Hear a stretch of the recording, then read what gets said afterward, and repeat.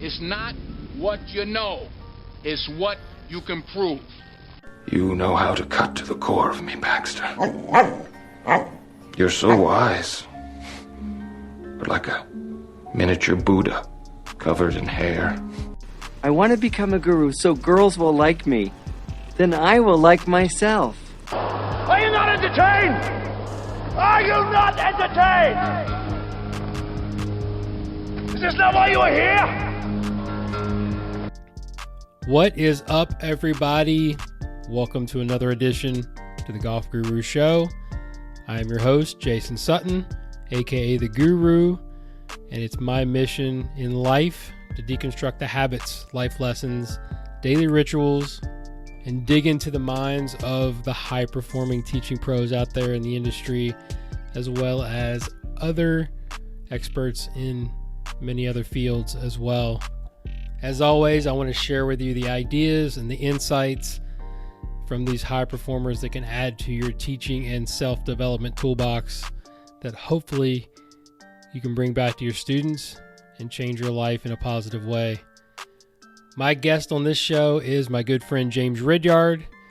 In my opinion, James is the best short game coach in the game today. He currently works with players such as, but not limited to, Oliver Wilson, Francesco Molinari, and the Tarnagarn sisters on the LPGA Tour. James has also worked with many other European Tour and PGA Tour players and is one of the most sought-after speakers in our business today, and is the owner and creator of the WedgeWorks certification, which is one of the best certifications that I've been a part of in the last couple of years, which I highly recommend that you go and do if you have a chance.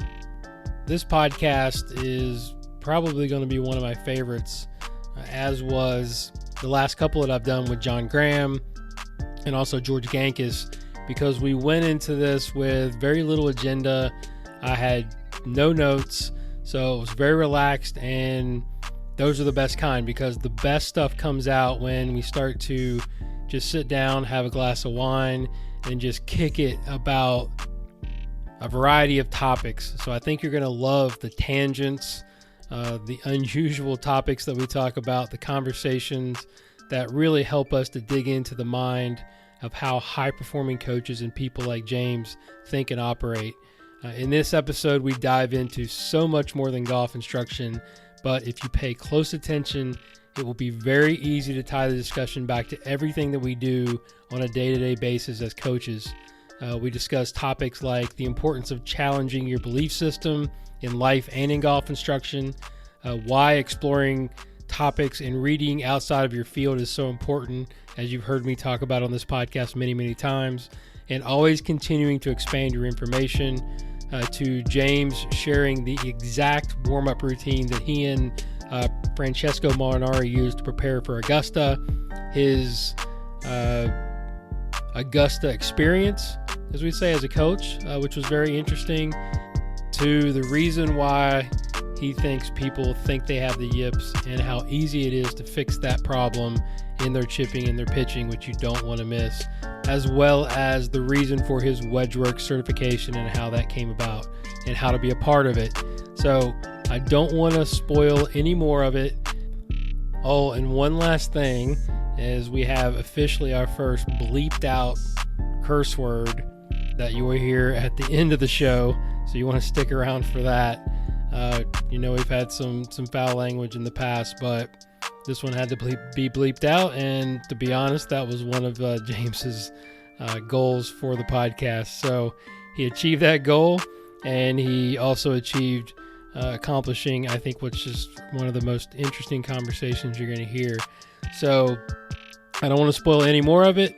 All I can say is put on your open mind helmet, pour a glass of wine, as we did a few times last night, and enjoy listening to the thoughts and ideas of one of the brightest minds in our game today, my good friend, Mr. James Ridyard. Enjoy.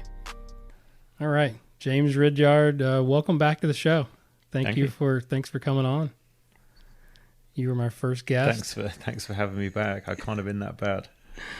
Yeah, I think that was more forced than anything. I think I've asked you several times, and you've been very aloof to come back on the show.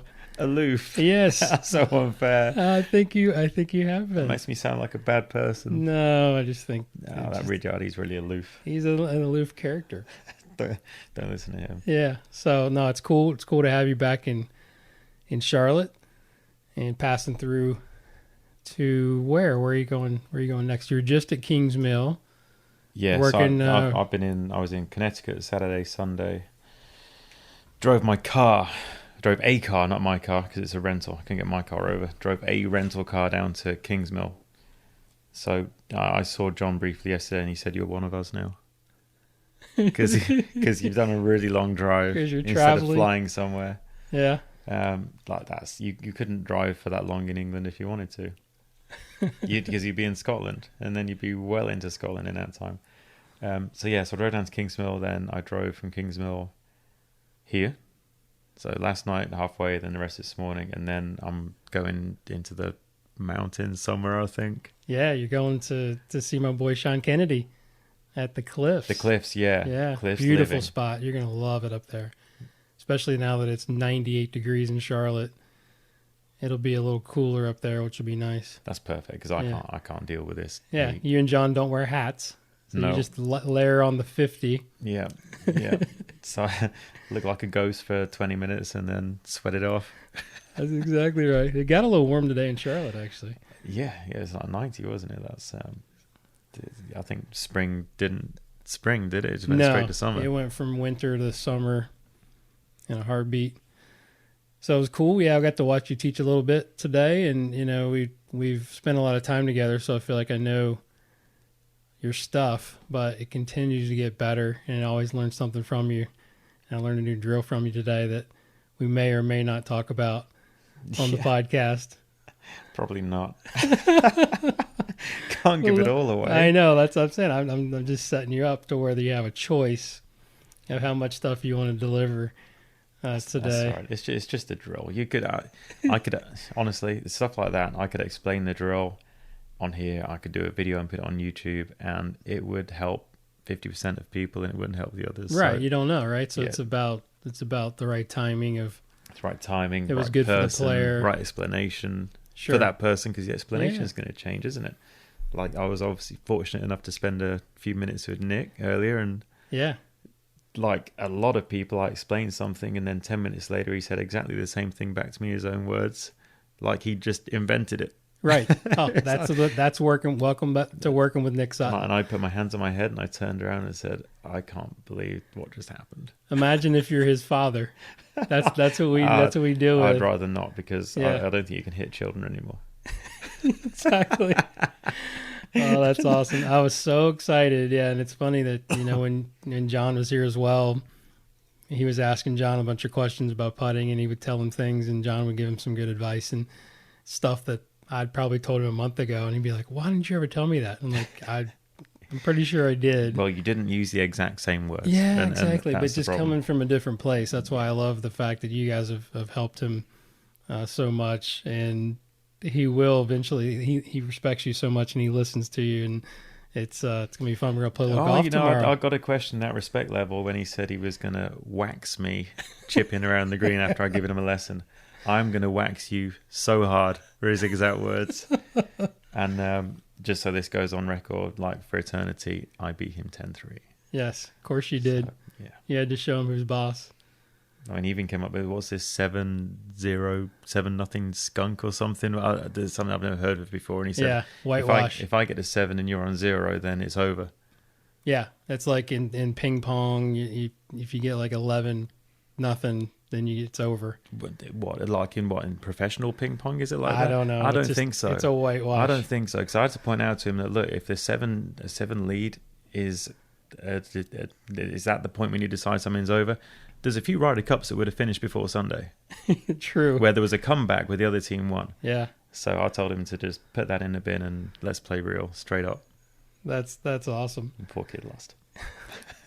I love it. He needs to be beat down every once. Got to bring him down a peg while. or two for sure. Absolutely.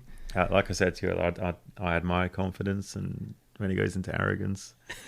He crossed the line. He did. Yeah. So Fired me up. let's talk a little bit, because obviously we're going to dig into short game, as you're a short game specialist. But you do teach some full swing nowadays too, right?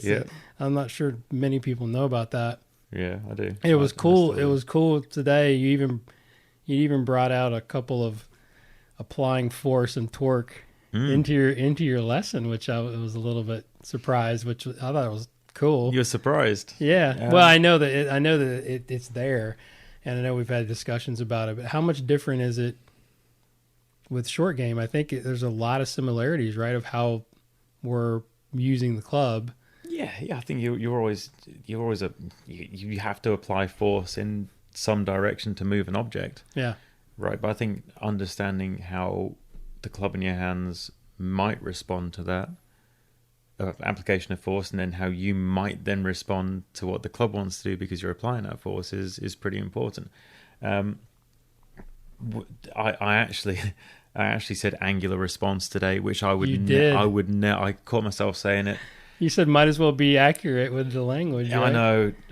I would never usually say that. Yeah. I'd be like, well, you push that way, the club wants to go this way, and then you have to respond to that. Or something along those lines. And it came out and I was like, oh, I caught myself. I didn't need to use that language. And I usually wouldn't. Describe what you were giving the student and why. I was just explaining how applying force across the club versus up the club would have the club head want to do different things. And when you think about it in a short game, and going into what I've measured as far as application of force goes, people tend to push across the club quite relatively late for what's a short swing, and it makes the club head do the complete opposite of their intention. Move away from the ground. Move away from the ground. Like you were talking about, yeah. Pushing the handle down was so then making it harder for him to hit the ground. Exactly. The club wants to go up, so then they have to either push more, which makes the club want to go up more, or they have to try and apply a torque to combat that. Either way, it doesn't usually work out very well. So it's funny, players actually end up thinning it more when they apply that force versus like a 90 degree to that force. It should be more up and into the body. Yeah, because you were trying to get the guy to actually pull the handle towards him, which is what a lot of the stuff that we've been talking about pull full swing. Almost pull the grip off the club a little bit. With the elbows specifically, they're maybe not so much like the shoulder, like you might want to do in the full swing, or the spine. Mm-hmm. A little bit more with the elbows, because then the pivot's going to stay more controllable. And it's so counterintuitive to be trying to get a club on the ground, yet be pulling it in the opposite direction. Sure. That it can be a complete mind melt for people until you explain it. And I think the analogies are pretty solid that I use, and the demonstrations are pretty solid, and people tend to get it. Yeah, you ask them, are you prepared to? This is either going to blow your mind, or you're gonna love it. One of the two. There's no in between. Yeah, exactly. Yeah, exactly. You either get it and it lights you up, or you don't, and then we move on. Yeah, he got it pretty well. I thought it was. He was good. It was very good. He was good. I mean, we had a couple hours with this guy, and I was tempted initially to leave a lot of stuff alone. But I would have hated for him to have gone away and felt like he maybe didn't get enough. But who can ever be the judge of what's enough? Exactly. Yeah, exactly. Because he had watched your stuff online, right? Yeah, and I could tell by the comments he made, and it was cool for me to see the initial part of it, because I was sort of going through, all right, I'm going to try to guess what you're going to do. Mm-hmm. And I knew you were going to go pivot, because there was not, there was a lot of stuff going on there that needed to happen. Yeah. But I thought it was pretty cool how you guided him through the different spectrums of what he could do and what he couldn't do, and then find the middle. Yeah, try and find his range a little bit. I'll do that with players a lot. Try and find what range they can actually perform when there's someone standing there watching, not just messing around. Sure. Because that range is going to be smaller when they actually play as well, because there's a scorecard in their hand. Isn't it funny when I asked him to hit a shot and I said, imagine there's a scorecard in your hand? Yeah. And he sculled it. Completely changed. Yeah, he completely mishit it. Yeah. And you're like, there was just the thought of a scorecard in your hand. There wasn't a scorecard in his hand. No. But just the thought alone was enough to screw him up, which was kind of fun. Yeah, so it kind of leads me into my first topic that I wanted to dig into.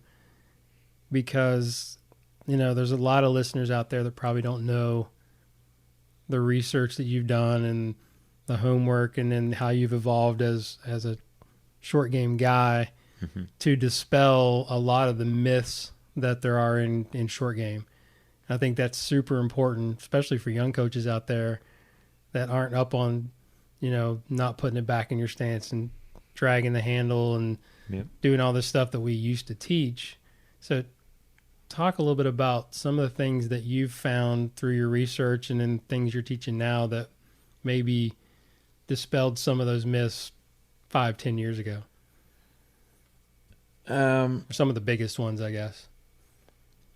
I'm not going to call them myths. Misconceptions. Maybe misconceptions that maybe make the game harder or make performance harder, because you look at the bottom line and you can make anything work. There are unbelievable golfers, major winners, who make things work, right? So we're golfing a slight tangent for a second, because golf instruction as a whole, and I think you're probably coaching across many sports, just because you find something different or new, it doesn't make the old stuff bad. And it doesn't make the old stuff unfeasible as well to actually perform if you're of a high enough skill level. So something I will tell people, and I tell them this regularly, is that I try and divide things up into two sections. There's technical and there's skill. And if your skill level is high enough, your technical can be pretty terrible or tough to manage. But if your skill level isn't as high, then your technical better get pretty good. And majority of average golfers that we're dealing with, their skill levels aren't as high because they're not as refined. They haven't spent as many hours.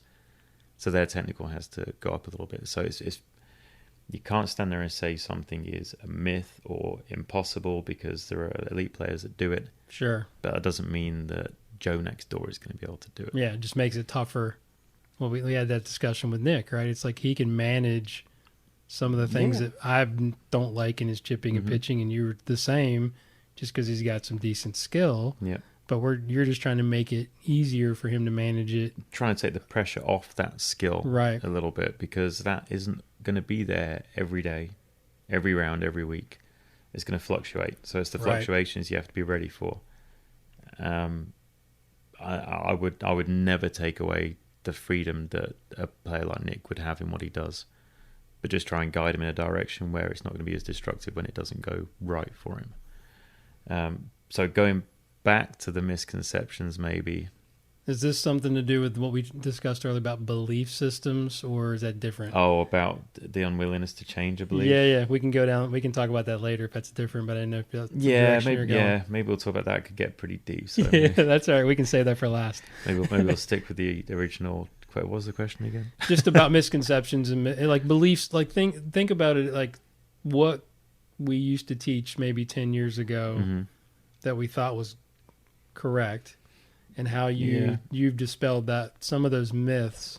Because I mean, you've been the single greatest influence on me changing my beliefs in the way the short game should work, and being able to put the pieces together and do the stuff. I don't know. There's the obvious stuff, like you mentioned it, with playing the ball back all the time. Yeah, leaning the handle dragging, all that stuff. Chipping with a 7-iron. Yeah. Or an 8-iron, and playing the ball low all the time. Getting the ball on the ground as soon as, yeah, that stuff. I've got so much green to work with, I better use it. Yeah. And, I'm not being funny, but most people can't read a green anyway. So why effectively give themselves a 3-yard carry and a 100-foot of roll when they probably couldn't putt it within 15 feet from 100 feet anyway? So why not just take that out of the equation and hit a shot like there wasn't any green there? Yeah. And then land it halfway to the hole, 3/4. So that's like a strategic misconception. There you go. There's ground there, I better use it. just forget it. And players of every level do that. Sure. Yeah. Like I just need to get it on the ground as soon as possible. Well, yeah, you're a good putter. Well, not really. So probably don't do that. That does, at the same time, it doesn't mean they're going to hit a lob wedge 50 feet in the air and try and land it by the hole. But there's a middle ground. There's a middle ground, yeah. Exactly. So I'm pretty heavy on making sure players develop a stock or a standard shot. Right. Baseline. Yeah, and the people ask, well, what does that mean? I mean, I would say, it's the shot that you would walk up to very casually without even thinking about and just hit. You wouldn't have to think about adjusting your setup. It's a very neutral, falling out of bed shot, as I call it, exactly. like in a full swing. Eyes closed. I expect to try and hold it or get somewhere close kind of shot. You're not trying to manufacture anything or do anything different about it. Other misconceptions. There was one came up today, didn't it? And this was a language thing as well. When the guy said flip? The flip. Yes. No, I just really don't want to flip it. And I'm like, whoa, what does flip? What does that mean? Yeah. Because you just didn't know, and initially he showed us like a roll. Yeah, it wasn't even a flip, like what we would call a flip. So his wrist stayed like completely fixed, and he rolled his forearms over. And then he changed his mind and said, well, actually, and I said, do you not mean this little bit? And started like, extending my wrist, having the club head pass my hands really fast. And I said, is that more what you're talking about? And he said, yeah. And I was like, right. And I grabbed his club and hit a couple, didn't I? Yes. And my wrist went fast. Yeah. It's like I made through extension very quickly. Yeah, made the exact wrist movement he was talking about, and I stood there and hit it, and just like pure. And I was like, "Does that look like a flip to you?" And no, right. So what's different? And he's like, "Your body's turning." I'm like, "Right." So my body's keeping up with the club head. So the club head isn't flipping past my body, but my wrists are releasing out. That's not a flip. That's a desirable movement. Yes. And that's one of those misconceptions. You can't let the club head pass your hands. Yeah, you have to have a flat lead wrist through impact all the time. I would rephrase that and adjust it and say you're probably better not to have the club head pass your body unless you're trying to hit a high shot. Right. If you can bring it into line with the center of your body, say, and maintain the speeds from there, then you're going to be pretty decent. You can do what you want with the wrist. But yeah, that'd be another one. Can you think of any others? Well, I know you're big on carrying the ball on the green whenever possible. Oh, land on, whenever possible. So that's the ground thing, or the bounce. Like so many of my students, like I'll have a lesson like you do. I'll have them, hey, show me some shots. I like the fact that I've never heard you say, "What's the second bounce look like?" Yeah. That was cool. Like we always talk about, all right, when are you going to hit it? Where are you going to land it? Is the second bounce going to be on the green? Yeah, so we short-sighted him. Short-sighted him today, and it was a shot where he either had to go up a decent amount, or he had to bounce it into a slight upslope short of the green, and the green then ran away from him. And I asked him where he's going to bounce it, and he just said, up around there. And then I really threw him, didn't I? Said, and how many bounces is it going to take before it gets onto the green? Yeah, he's like, I've never thought about it that way. Yeah, and when he did think about it, though, he then pointed out and he said, well, it needs to bounce at least twice before it gets on. Because one bounce, second bounce is going to be too fast, it's going to go. Mm-hmm. And he actually executed it first ball, it was pretty good, yeah. It was two bounces, third bounce was 1 inch onto the green, it rolled down to a foot from the hole. And then I had him hit one in his initial landing spot, 1 bounce green, 20 feet by. I never thought about it that way. Yeah. Like, it's not detailed enough. I'm not saying you don't need to go overboard, but it was an incomplete picture as far as how the shot was going to work. How important do you think that is? I mean, I think that's another, I guess, cliche that you hear. Great short game players have that ability to visualize, or they're creative. Is that, you think that's true in the most of the good players you're working with now, or is that something that you have to learn, or is it even important? You know what I mean? Is it important to be able to see it before they hit it? I think there's got to be something there, right? Yeah, I think that's big. If in my mind, if you're not seeing it, and it may not be in the most intricate level of detail, right? But if you haven't got a picture, then you're standing over the ball, and surely you're wondering. It doesn't just happen, no, right? It's not going to take care of itself, right? I think anything that breeds indecision, or even a small semblance of indecision in any part of the game, and you're probably not going to get a good outcome. Yeah, it makes sense. I mean, I think, it's true in most of the game. I think, full swing, you got to have a picture. And obviously we talk, with putting, we always talk about that, how important that is. Mm-hmm. the discussion we had earlier before the podcast was I think something we have to cover, because I mean I think the putting coaches should be very afraid out there now that you're teaching putting at a high level. It's a pretty funny story. So tell me the story about the guy that you were just working with. So he's this guy. I've never met him before, and he's booked in. He's got an hour booked in, and I arranged to meet him. Or we went over to the chipping green. I met him on the chipping green, and I walked over to him and I said, "Right, so," and I'll ask this straight away in every lesson, because I'm not going to dictate the area of the game that somebody works on, but I'm always going to assume if we're meeting on the chipping green, it's going to be chipping. Have they Googled your name? Or? Well, he's booked through my website, so I'm assuming he knows kind of we want to work on driver. Most of what I do. And I said, right, so what's the goal? And he said, I want some help with my putting. And I just looked at him, and I thought he was joking. I've gone, really? And as soon as the words came out of my mouth, I could see he was dead serious. And I thought, maybe I shouldn't have said really, because now he's thinking... You want to take that back. Now he's thinking, why did he react that way? And the reason I reacted that way is because I've probably not given a serious putting lesson in 3 years. Actually, that's slightly unfair, because I've measured a couple of good players on the 3D system just to give them an idea of what's moving when. Sure. But a 1 hour putting lesson for an amateur golfer, no. And so tell us how that went. I messaged John straight afterwards, and I just wrote, "Putting is boring." Yeah. And he's like, yeah, it is. And did he give you 2 yes? There's no doubt that he did, right? Yeah. So I'm going to be careful what I say now, because, and I said it to you earlier, and you were like, whoa, no. I said putting's easy. It's like, it's boring, and it doesn't make it less funny. It's so straightforward. Putting's so straightforward. And there's probably a few people listening to this right now going, no, it's not.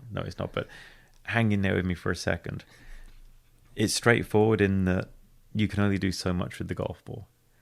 All right, you don't have to try and make it spin. You don't have to hit it high. You don't have to try and bump it into slopes. You have to get the ball rolling on the ground where it already is, right? So the separation between a tall player and an 18 handicapper, they can both make the ball roll on the ground. So, like, can they get it to roll on the ground where they want it to go precisely? There's going to be a difference there. Sure. Their distance control, there's going to be a difference there, but essentially everyone can make a ball roll on the ground. All right, even if it might not launch very well, blah blah blah. But that's just like maybe the skill that people spend too much time looking at with putting. It doesn't mean the rest of it isn't complex. Sure. So tell us how that went. And yeah, it was really easy. It's like the guy, I saw him hit a few putts, and I could see he pretty much couldn't start it where he was trying to start it. I felt like he couldn't read a green. His outcomes weren't very good because he couldn't do either of those things. So, and I could see that his setup was a little quirky. And you got 45 minutes at this point because you've laughed at him for 10 minutes. Quietly inside, yeah. inside I was laughing. After I initially said, "Really," yeah. I was pretty serious. Yeah, I get it. I was kidding, because I had to make him believe that I'm thoroughly professional at all times. Of course you are. Well, to be fair, you've spent time around one of the best in the world, John, and David Orr, and so it wasn't like you didn't have anything for him. I've seen plenty of putting lessons. Now that doesn't mean I can give them anywhere near the level they can, because I can't. I'd be offended if someone said, "Well, I've watched James teach a few lessons. I can do that too." Absolutely. Yeah. All right, so we know that's not true. That I could do their job. That is not that they couldn't do mine, because they probably could. But I've seen enough lessons to know that essentially, if you improve a couple of those skills, they're probably going to putt better. So I figure if I can just get this guy to hit it where he is attempting to hit it or somewhere close, and then I can improve his selection of where he is actually trying to hit it, then he's probably going to putt better. Now, pretty simple. Sure. Sounds reasonable. Right, guy had a very unusual neck position, so I knew he's tilting his head. I knew he could sideways. Yeah, like he's trying to pour all the water out of his left ear, and I was like, "There's no way this dude can see a straight line from there." So I tested his ability to see straight, moved his neck around a little bit, then spoke to him a little bit about his target selection and how he came to draw that picture on the ground, and that was pretty ass backwards. So I just flipped that for him. Working from the hole back to the ball and give him a target beyond the hole where it should finish if there wasn't a hole there, blah, blah, blah, and connect the dots and off you go. And that was the hour done, and I was really happy. You were happy. That it was over. And he paid you. He paid in advance, so there was, you were good. So next time he's coming for a hybrid lesson. Awesome. Or hit his driver better. Hey, I still teach full swing. That's I unfair. know you That's do. unfair. Yeah. Oliver Wilson's doing very well. That's unfair. He does. Been all on the right. podcast. If you haven't heard that one, I think that was a really cool one. And soon to have his trainer. Is he still working with that guy? Rob Goldup, yeah. He works with Ollie, he works with Francesco. Francesco, you're working with Francesco. So take us back. I think it's interesting because we talked a little bit briefly when you were in first time about when you first started getting into short game. Mm-hmm. Talk a little bit about how you started to develop your philosophy, because I think it's very research based, which I love. Like, you've done a lot of 3D, you've done a lot of research on how the body moves, very similar to what a lot of guys would do in the full swing, and you've turned it into a short game sort of, I wouldn't say philosophy, but just It's a facts, right? I mean, it's a system. Yeah, system. It's Yeah, a system. yeah, that's fair. So talk a little bit about that, and then we'll get into your certification and stuff a little bit as well. Someone actually asked me a few days ago, I can't recall who it was, and that's, if you're listening, I'm sorry. He said, "What's your philosophy?" And I couldn't give him an answer. Yeah, because because it's like I can't. Everybody's an individual. I can't give you like two sentences to put in a nutshell. Yeah. What I do, I'm not sure what I believe. It's like because we know so many different things can work. How can you believe in one? Right. Right. There's so many different. Well, you talk. So many different gods. Yeah, and I think you talked about managing skill versus technique, and I thought it was interesting. When you talked at open forum, you discussed that a little bit. Yeah, maybe that's my philosophy. It's weighing, balancing the technical and the skill. There you go. Yeah. There you go. Yeah. We just came up with a philosophy. There it is. But dig a little deeper for us, seriously. I mean, like talk about how you've come along. Like, for example, your Short Game Secrets videos have been out for how long now? Oh, so the first one we did in end of 2013. It's over 5 years old. Right. So how much of that stuff has changed? Or do you look back on some of those videos and go, well, I wish I would have explained it a little differently? None of it. It's all still pretty good, right? Not a single thing. You know where I'm going with this, right? I mean, it's just how you've evolved and how you're continuing to get better. Yeah, I have a clue. Yeah, there's. I used to believe a while ago that if you wrote a book, then in 10 years' time you probably regret. That's why I haven't written a book. I've written 3/4 of a book, and I feel the same way. That's exactly why I haven't. Yeah. But now those videos are 5 years old, and I still stand by every part of it. It doesn't mean there aren't now new layers to the stuff. Yeah, I guess that's what we're trying to get. But there's never been a change in direction. All of it still holds water. All of it still stands up. Like I explained to the guy today, I was like, "Well, you've got videos that are 3 years old." Like, he had the newer versions of the original videos or the additional, and he kind of looked at me. He was like, "Oh no!" And I'm like, "No, it's fine. Yeah, it's all still good. You can still use every bit of it, and it'll make you better. You're going to get some different stuff today because it's become more refined and improved, in a way that I think maybe there's a deeper understanding." Which means you can offer more solutions to more problems. There it is, yeah. Whereas the original videos are a structure that anyone could follow, and if they did, it's most likely they would improve, but it's not very personal. And a video and a book can't be personal. It can't be tailored to an individual. Yeah, it's difficult for them to do a self-assessment on really what their true issues are. Yeah. Is that fair? Yeah. Yeah, exactly. Or you but can, it gives them an idea, because then they go down a road of trying to do something different. yeah. And hopefully they pay attention and go, well, that didn't work. Maybe I'm in this spectrum or whatever. I think if you write a book, right? So you said you're 3/4 done. Yeah, I did it. It was done about 4 years ago or something, and I did it. 3/4 done on the book, and I've got a question for you. That 75% of a book, the stuff that's in there is in there because it helped your players at that point in time. For sure. And it was 20 or probably 15 years of stuff. So the information was proven to help golfers. So what changes now? Just because your approach now has differed and diverged, that's still useful information because you know it's helped players. So why would you sit on it? That's a great question. I think it's more. It's probably more to do with I didn't have a good vision of really who it was for. Mm-hmm. Was it for students, or was it for teachers, or was it for both, or was it? I kept getting caught into that. Okay, so maybe the target audience you weren't quite sure exactly who would fit. Yeah, best. and I was worried that the teachers were going to say it's crap, or the players probably would have been fine. Yep. But I don't think I had a clear vision in my head of like who the target audience was. Look, it doesn't matter what you put out. Someone's always going to say it's crap. I know. I got a problem with that. And it's like I try to please. I'm a pleaser, okay, which is a problem. I mean, I'm trying to work on that. But yeah, it's. I've encountered some interesting social media stuff recently, and I used to think I was quite thick-skinned. Yeah. Although people know me personally, maybe would say, actually, no, you're not very thick-skinned at all. Like I can bite fast.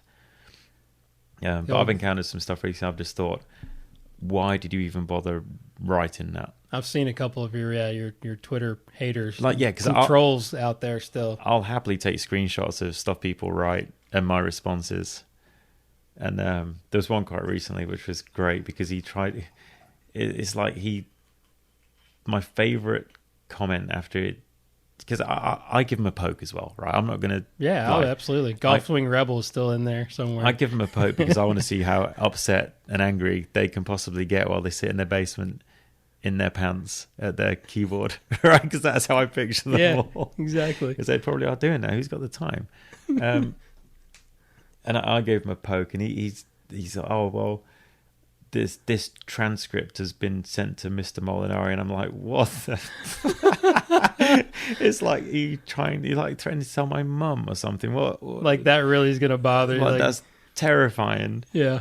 That's like, if that was true, like I'm not sure how you managed to send it there. I'm pretty sure he'd just laugh at you.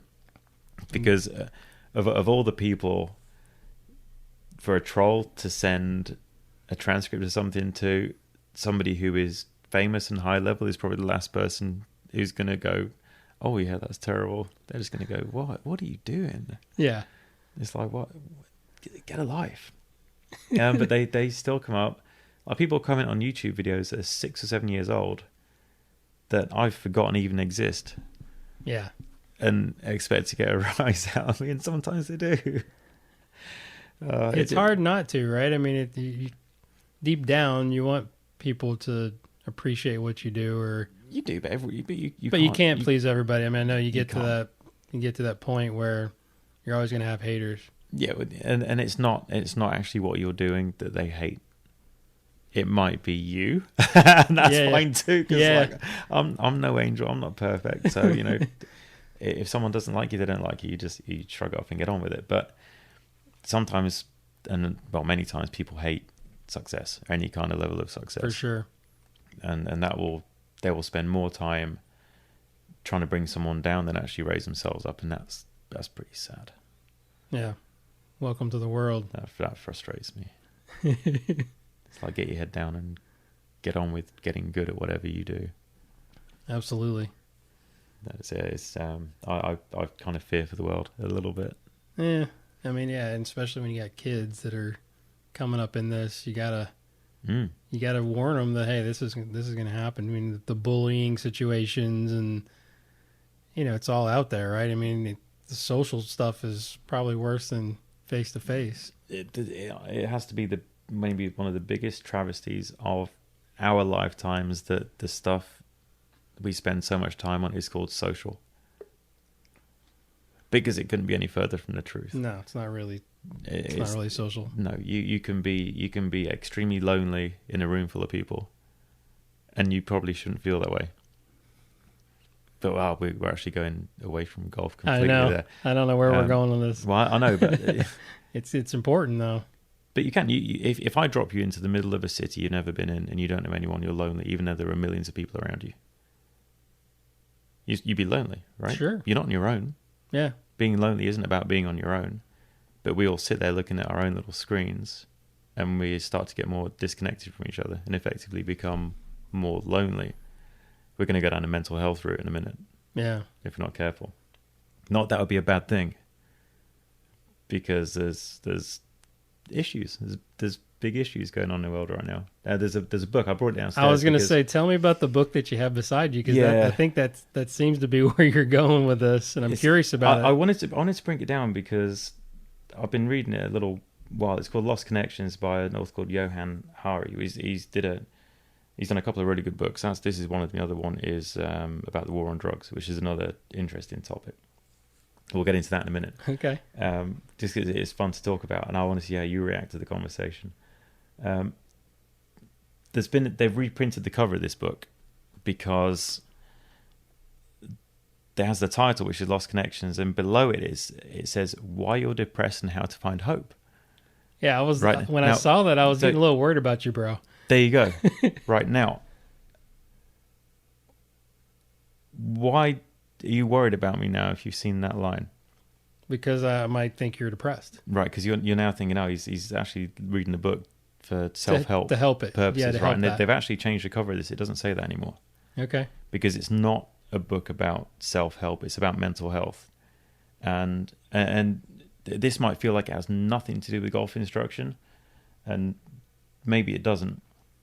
But I spend more time reading this kind of book than I do any kind of golf instruction book. Right, I would agree with that. Because same way. Because you're gaining insight into humans. Yeah, anything into the human psyche and why we behave the way we do, why we struggle with things the way we do. Human behavior has got to be huge. It's massive. It's a huge part of what we do. Absolutely. It's so far and above our need for technical understanding. To be able to understand a human being is way more important. And when I got this cover. This is the original print of the book. So how did you come to find that? Did somebody recommend that book, or no? I listened to a podcast actually with him as a guest, right? Okay. And I went on Amazon, and they'd replaced the cover, and this one was cheaper. So I got the cheaper option. Yeah. And initially, I felt like I needed to explain the cover of the book to people, because they would see it, and their reaction was to worry about me, because they thought, "Oh, shit, there's something wrong with him." Well, I went downstairs to get the wine bottle out of the cellar, and I saw that on your floor, and I was like, right. Okay, we got some things that we need to talk about. No, and you know, initially I would almost hide the cover. So I'll sit there reading this on a train or a plane, and I'll have my hand, like my fingers over the front. You're self-conscious at first, but then I thought, even if I was feeling that way, why would I try and hide it? There's a stigma attached. Sure. To people struggling with mental health issues, right? And that stigma had actually made me want to cover the front of the book, and I was like, "Oh shit, what are you doing?" It's like, if I was depressed, that'd be okay. It'd be fine. Yeah. And if someone's reading a book about depression, that doesn't mean they are. It's fine. It's like, why are we brushing it under the carpet? Right. Needs to be brought to the forefront. But we'll bring you back full circle to the social media thing and how harmful it is, and how it's disconnecting people. And is that what the book's about? I mean, there's a big. It's part of it. Gotcha. It's part of it. It is about depression on the whole, causes for it, how medication has been the way to treat it for so long, and really isn't the fix, and will never be the fix. A lot of the science that's based on has been debunked for so long, but companies still manage to keep pumping out the medication and selling it and pushing it on people. You know, if the money that was made off that was spent on actually doing the right thing by people, then we wouldn't have as much of a problem. But it spills over into everyone's lives. You can't act like you're not affected by the negative side of all that stuff. And it's a good read. It's highly recommended. Definitely, it will blow your mind about certain subjects. So the while we're on that, let's talk about the challenging beliefs thing. Yeah, I'm curious about that because you got me. We talked about that earlier, and I want to dig into that. We touched on it totally in a golf context. Yes. Right, and what was the example again? It was just about. I think it was about old beliefs, and then even though somebody proves to you that something is better, we still want to snap back to our old beliefs. Yeah, we didn't have a specific example. Yeah, so pulling someone out. So give me an example of that to where we can sort of lead into the conversation if you had something in your mind. It is the example we were touching earlier. It kind of escapes me now. I don't think we really got to it. I must have had one in my head. Yeah, I think you were thinking about it, but we didn't really talk about it because you're like, we need to talk about this on the pod. Yeah. Can't recall what it was. That's going to really annoy me now.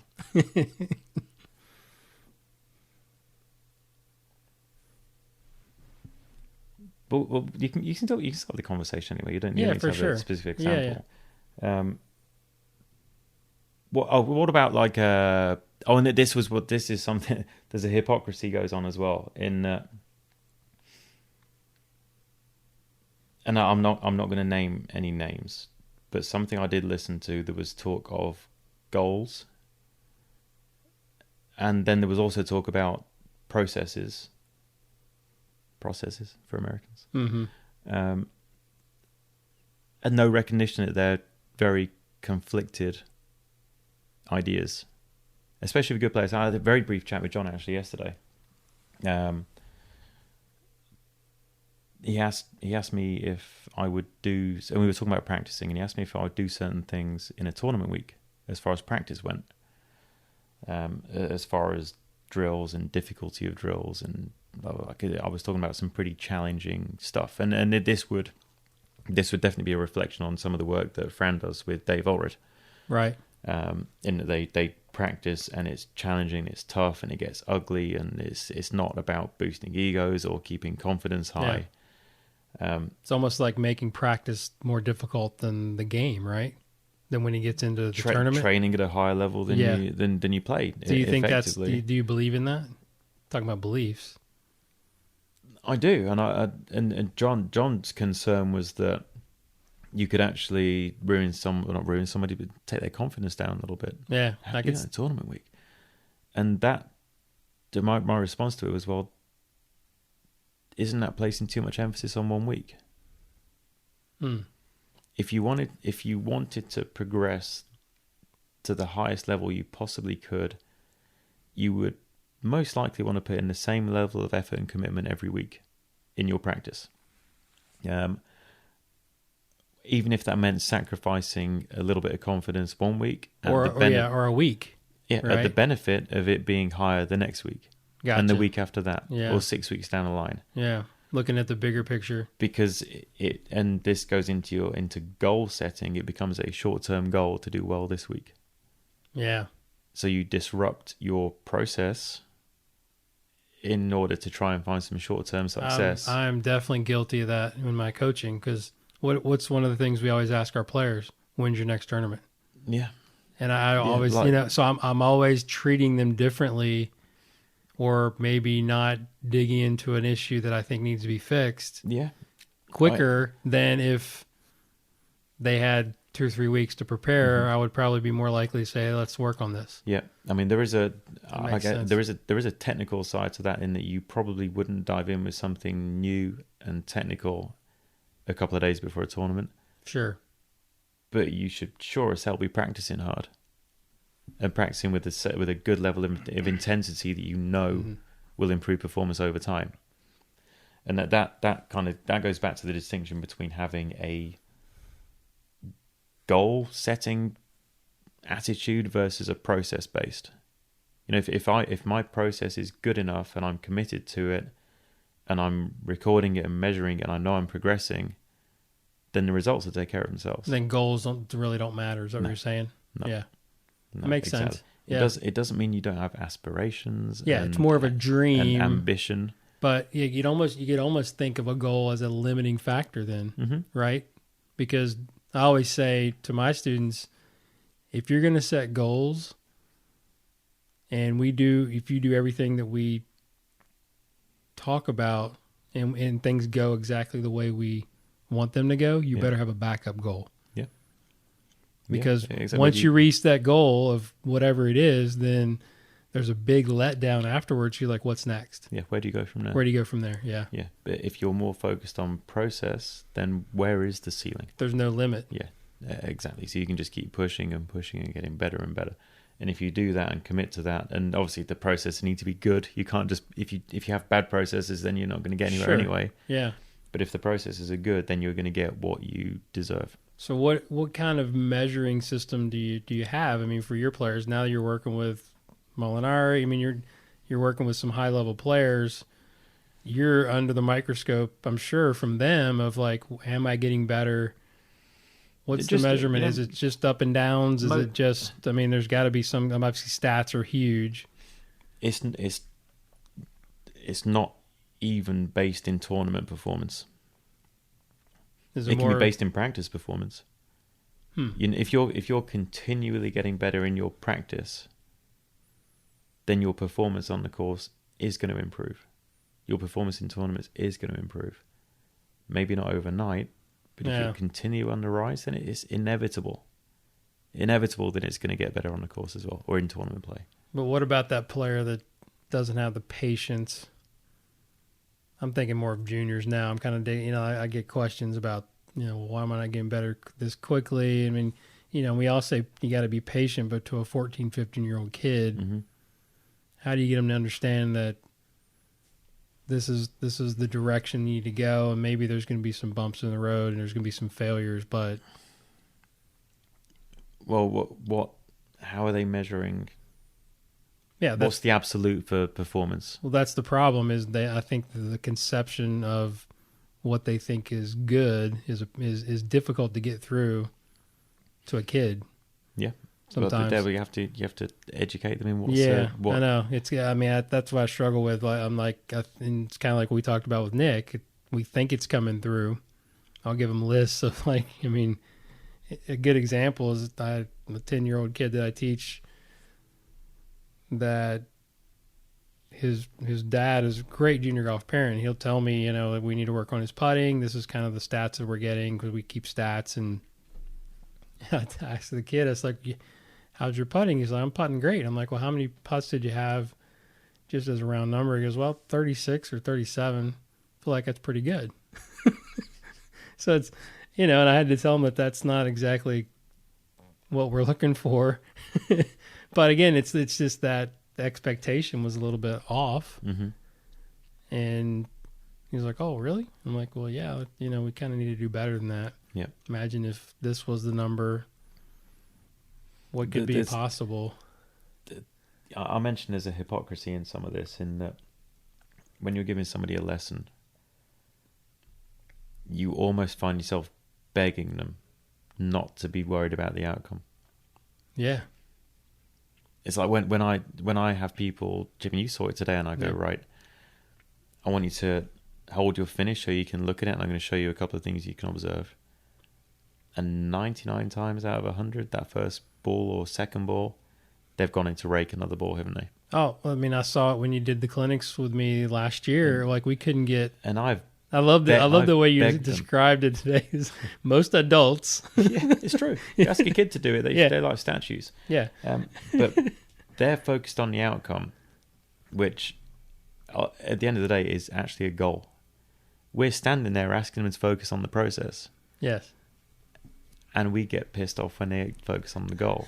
But in the very same lesson, we can stand there and try and set them goals. We're asking them not to focus on the goal, but focus on the process on one hand, and then 10 minutes later, we're talking about goals for them. So here's a question then. Would it be better at that stage of the lesson to not be giving a chipping lesson to a chipping green?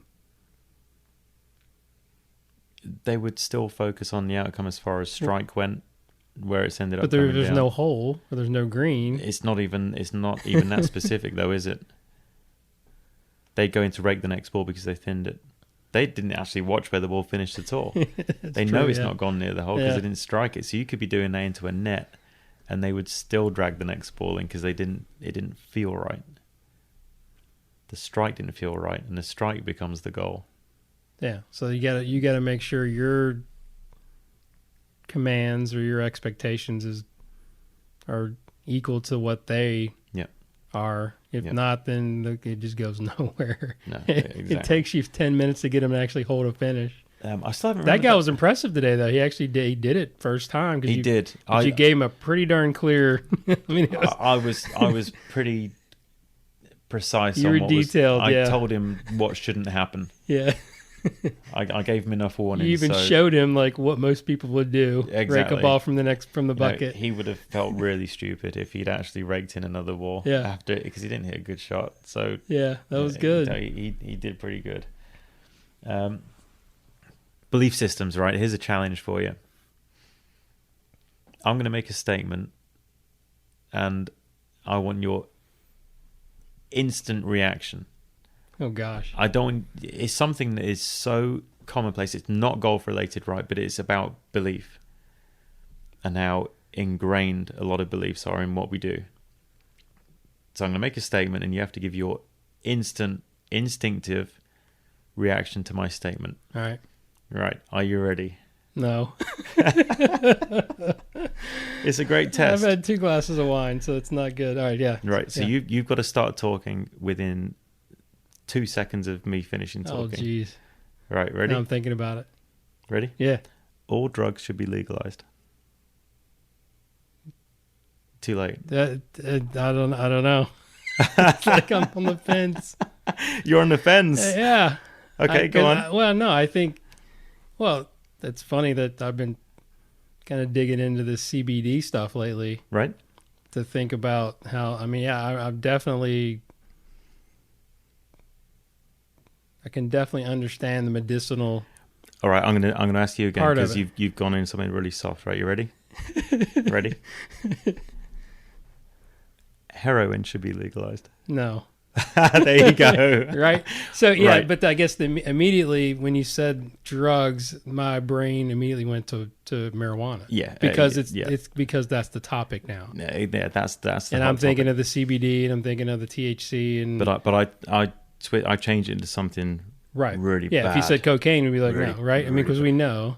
Okay, what do we know? Well, it can kill people, right? If you.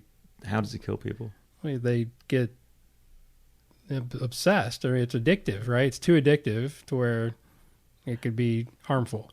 Right. So you're old enough to remember, and I remember this, and I'm not American, but I remember the Nancy Reagan. Just say no. Yeah, the drugs. One hit and you're addicted. That kind of stuff. Yeah, right? yeah. So I'm going to challenge your belief system because it's such a divisive subject that it's perfect to illustrate what I'm talking about. Sure. And we can relate it back to golf in 5 minutes. Right. So first of all, I said all drugs should be legalized, and I said heroin. So you, just to recap, you said that it kills people. It's addictive. Mm-hmm. Right. Why doesn't everyone get addicted to alcohol, but some people do? I don't know. I think Is alcohol addictive? It can be. Like, we don't know. Is it an addictive substance?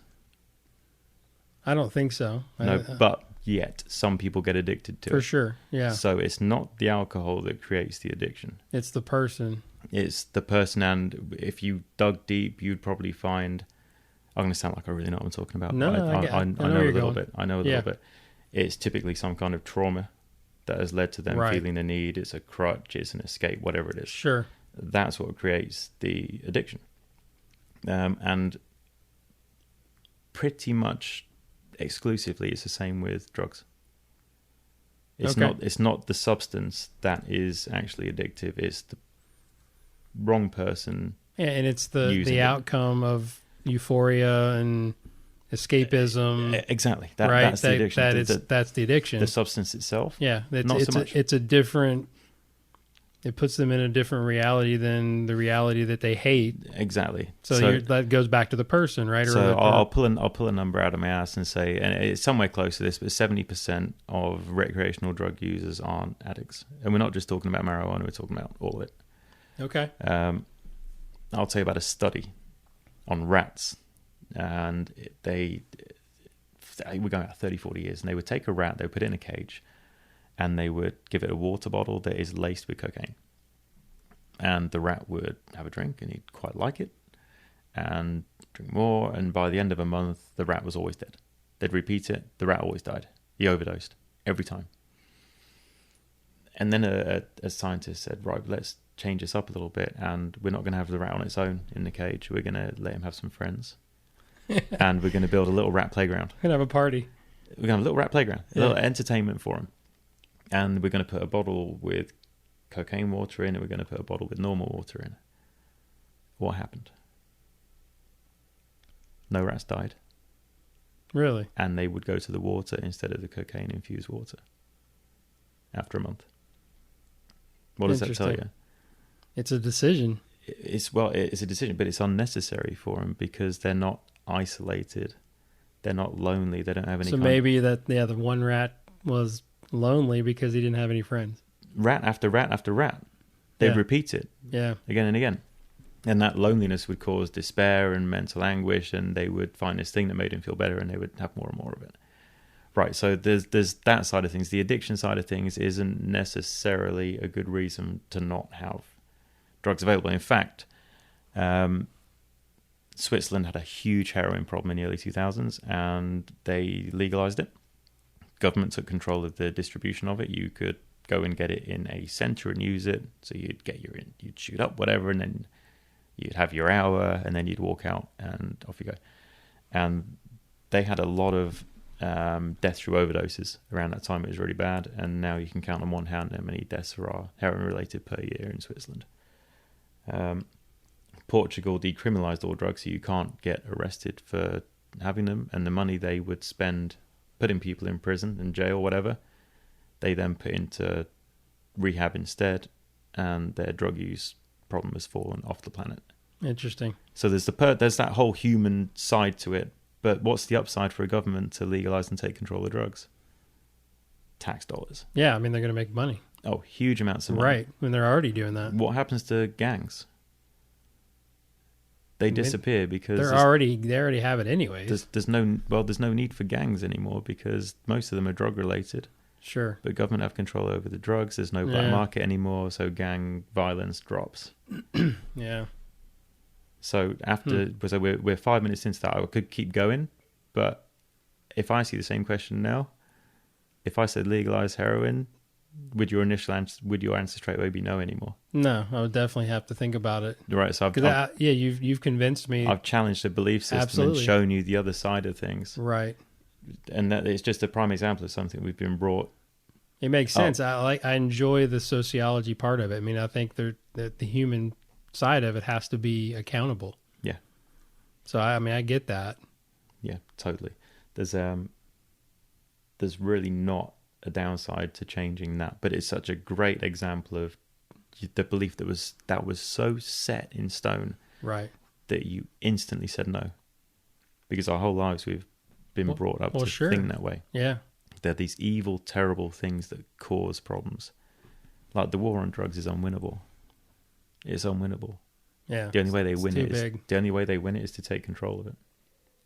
Like, I don't know what it's like over here, but you would remove corruption from the police force in the UK because the only trade that can afford to corrupt police is the drug trade. And if there wasn't one, they couldn't corrupt anyone because they wouldn't need to. Think that'll ever happen? No. Not in our lifetime, right? I think it probably will. Eventually. I think it will eventually. If there was no prohibition on alcohol in the 30s, there'd be no Al Capone. Right. You'd never have heard of Al Capone if alcohol hadn't been like the prohibition era over here. Yeah.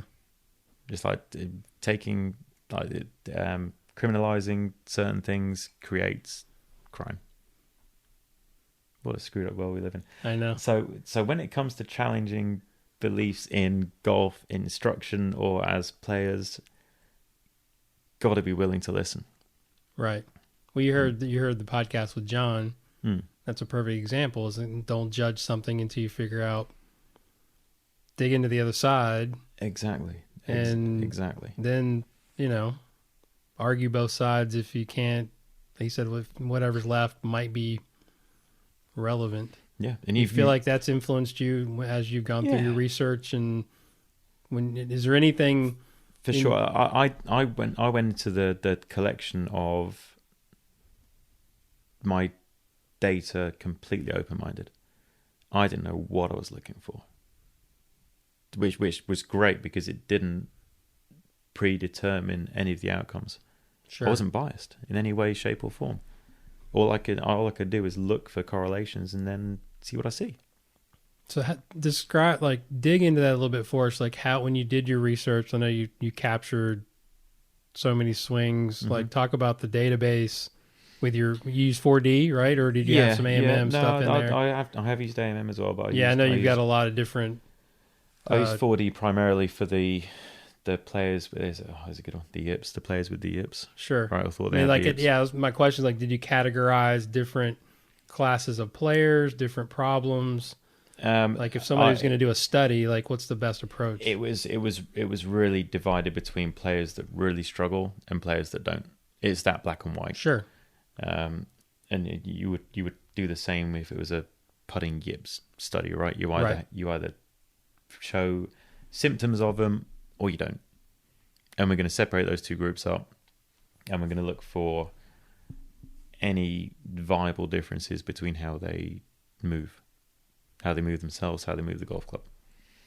And you would hope if your sample size is big enough, you would start to see certain differences. And it just so happens that every single player with yip-like symptoms showed identical movement patterns in one part of what they did. Can you share that with us, or is it I know you, because I know you're big. And I've already mentioned it, and if people are still listening after the belief challenging discussion, if people are still listening, they'll be able to go back towards the first 15 minutes, and it's in there, and it's about force on the club, and that's all I'm going to say because the answer's right there. It's the no force point, no point saying it again. Yeah. Okay. It's right there. Yeah. So they need to wind back, listen again. I like it. All right. Okay. I knew the answer. I wanted to know if you wanted to actually share. But so is it fair to say? I guess this is a better question, because we've heard the yips is a neurological problem. Is it more technical than it is neurological? There is certainly anxiety. But is that from past failure and continuing to like miss the ball or miss the ground or whatever? Yeah, it just contributes to it, right? Yeah, you've got to look at it and say, if we were talking strictly genuine involuntary movements, that would be more of a brain malfunction, a dystonia, and I don't think we're seeing that. I'm certainly not seeing that. I'm not seeing people with that. I'm seeing people that show symptoms that are the same. But just because your symptoms look the same doesn't mean that the cause is the same. So I'm not seeing that. But I would certainly say there's an anxiety side to it, but that is based inevitably on some kind of bad experience at some point. Over and over and over, right? I mean, like the more it happens. I'm not going to be very specific, but a player I worked with very recently, who is a world-class player, could trace their small issues, because believe me, they're small issues compared to a lot, back to one shot. Wow. A single shot. And I was in conversation with John yesterday as well, and I said about this, and he said, well, did you ask him like what the shot was? And I sat there and went, well, no, I didn't actually, because it didn't make any difference. Doesn't matter what shot it was. Maybe you don't want him to think about it any longer. Well, it's not that. I don't need to know. Why do I need to know what caused what I'm dealing with right now? All you need to know is like what you need to do different. Yeah, you've got your patient or whatever you want to call them in front of you. Why do you need to know what caused them to get to bed? Like if someone goes into ER and they have a bone sticking out their arm because they've fractured and it's compound, you don't need to know that they just fell off their bike riding along the top of a wall. It's not going to change how you treat them. Right. Right. So I didn't need to know. And yeah, you're right. You're right from the other side. You've thought about it more than I have. I probably don't want him to talk about it again. Yeah. But that's not why I didn't ask, because I really don't You just didn't care, yeah. It didn't make any difference to what I was going to tell him. Fills time in a lesson, though, doesn't it? Have that conversation. Oh, no doubt. Talk about a time killer. Yeah. You're like, no, you'd run out of time in a session. Like, yeah, no, after talking about bad experiences. Yeah, exactly. Be efficient in what you do. Ask me some of your normal questions. I feel like I rambled on about the belief thing, and that's going to really annoy people. So, okay, you've got some. Ask me a couple of your regular questions. I'll listen to your podcast quite a bit. Yeah, I know. You want the Tim Ferriss questions? Except for the billboard. Don't do the billboard. Don't do the billboard. Don't do the billboard. All right. What is the? Actually, you could do the billboard. Oh, yeah, we got to do that. Well, unless you change your answer, we did it last time. Do the billboard. Not yet. Not yet. At the end. All right. So, what is an unusual habit or absurd thing that you love? I've got some new ones too, by the way, that you don't know. Have you? Yeah. This is going to be a bit philosophical, but how would I know if it's an unusual habit? What would be perceived as normal people viewing as an unusual habit, or maybe your wife or your friends have said, "Oh, that's kind of weird." That would be an unusual habit. My better half would say a lot of weird stuff about me. Well, give me something. She had me do a quiz last week to see if I was on the Asperger's spectrum. Perfect. Because I would definitely she's convinced that I am. Yeah, I think you're pretty close. So give us some of that stuff. That's the stuff we want to know. We did this quiz, right? And if your score was 26 and above, then you're on the spectrum. And she did it, and she was like 5. Guess what I was? 25? 23. I was pretty close. Well, that's why you're so brilliant, though, because you're just so close to being insane.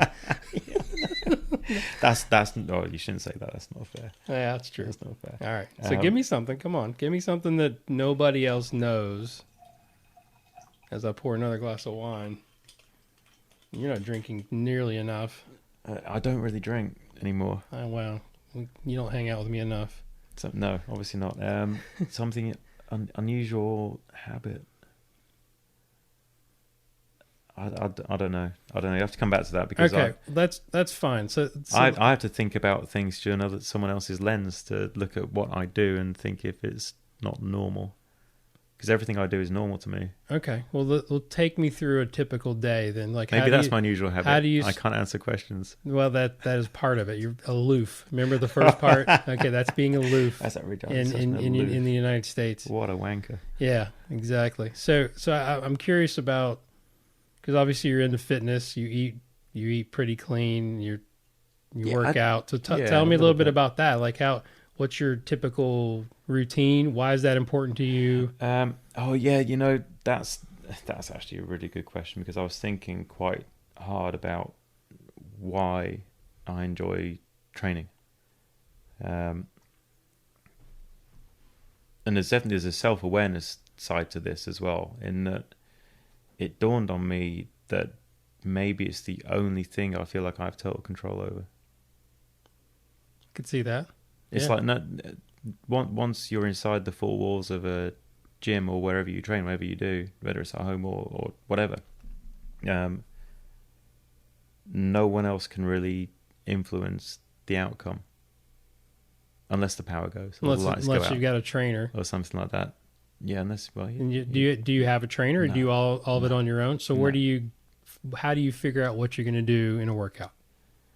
Do you have like a specific program that you do, or do you mix it up? I mix it up, but a long time ago, I actually used to be a trainer. Wow, did not know that. Yeah, before I was involved in golf. Okay. Yeah. So do you go back to that stuff? That's a long time ago, or do you go to new stuff? I vary it up a little bit. My workouts tend to be relatively similar. I have aspirations to be able to do a human flag. Do you know what a human flag is? It's where there's like a vertical pole and you can basically hold yourself out, arms straight and horizontal. I got a to the picture ground. of it. Yeah. And there is a progression to go through to be able to do it. And it's like 4 steps, and I'm still stuck on step 2. But I do some of the workouts I do are with that in mind. So there's an unusual habit, and that's an unusual goal. Like after you do the human flag, what are you gonna have, like people film it and like clap? Or I mean, what is? I thought maybe I'd like have a picture taken and frame it and put it on my wall. You gotta have some kind of. I may even sign it myself. That's great. Remember that day? Yeah. I don't think I'll ever get there. Why not? Because it's incredibly difficult. Yeah, and it sounds like it. I'm not getting any younger. You know, the testosterone is going to drop. And So do you, like, be specific? Like, what do you work out? Like, I know you're on the road a lot now. How does that affect your workouts? It's more difficult, right? Yeah, when I'm traveling, I tend to do more mobility stuff. So I'll do some more yoga-based workouts. Some of it quite taxing. Most of it really focused on lower back and hip mobility. Because if you sit on planes a lot, in cars, trains, whatever it may be, you tend to get in quite bad shape. And then if you spend all day standing, as you know, if you spend all day standing and you're not really moving around that much, it's not like you're walking a golf course, your posture can get quite poor, and that contributes to it as well. So if I'm traveling, I'll definitely do more mobility than anything else. If I can get into a gym, I will lift. Lots of pulls and pushes. So You do like bench presses, curls, like the basic stuff, and then can't remember the last time I did a curl. You don't do curls? No, curls for girls. No. Okay, so where do the arms come from? How do you build the arms up? Pull-ups. Pull-ups, okay. Yeah, I'll do pull-ups, but I don't do normal pull-ups anymore. I've heard that a lot from people, like just in podcasts and people that work out that have limited time. They say pull-ups is one of the best things for like. Yeah, but upper I body, actually upper do body. pull-ups that are combined with a leg raise now. Oh, so you know if you hang and raise your legs up so they're 90 degrees to your upper body, I will do pull-ups holding that position. Wow. So legs out straight in front of me, because I figure at the same time you're getting a bit of a core workout. Sure, yeah, and you can't swing, so it makes the pull-ups more strict. So lots of pull-ups. I'll tend to combine that with a bit of a shoulder workout at the same time. So I'm pulling vertically and pushing vertically. Then I'll do the chest stuff just because it's habit from such a long time. Then I'll still do quite a lot of leg workouts as well. Lots of front squats, pistol squats, single leg deadlifts. I like doing single leg stuff because you can use less load and still get like the same benefit. So you do a single leg deadlift with 50 kilos. It's like doing 2 legs with 100. So you use half the load, but single leg it. Safer, tougher, more core engaged. Yeah, good workout. So unusual habits, that I guess that would be close on one because it's the only thing I have complete control over. All right, what pisses you off? Poor choice of language. I don't mean like rude words. I mean incorrect words. I mean, I'm not saying everyone should speak and have an incredible vocabulary when they do, but I think it's lazy to speak poorly. That really pisses me off. And people miss words out of sentences. Jim Rohn's always said, "Don't be lazy in language." Has he? Well, love that. Jim's my man then, because I can't stand that. Can't abide it. What does success mean to you?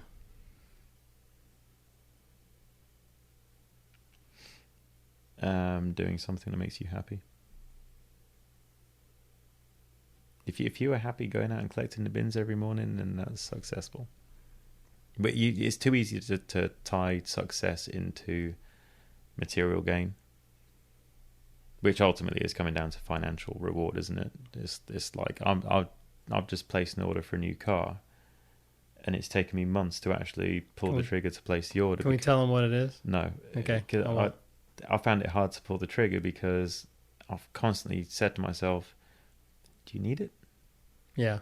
And if you don't need it, you must want it. Some part of you wants it.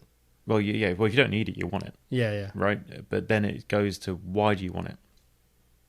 And that was tough because And then you have a problem with that. Like your psyche goes. Well, you don't Or want your ego. You ask yourself the question. You don't actually want to give the honest answer because you realize how stupid it is. Why do I want that possession? Why do most people want possessions? Because it makes other people think differently about them. Therefore, it is your ego that's driving that want. You don't need it. You want it because it makes other people think differently about you. And I figured out I either want a new car because A, other people will know how expensive it is.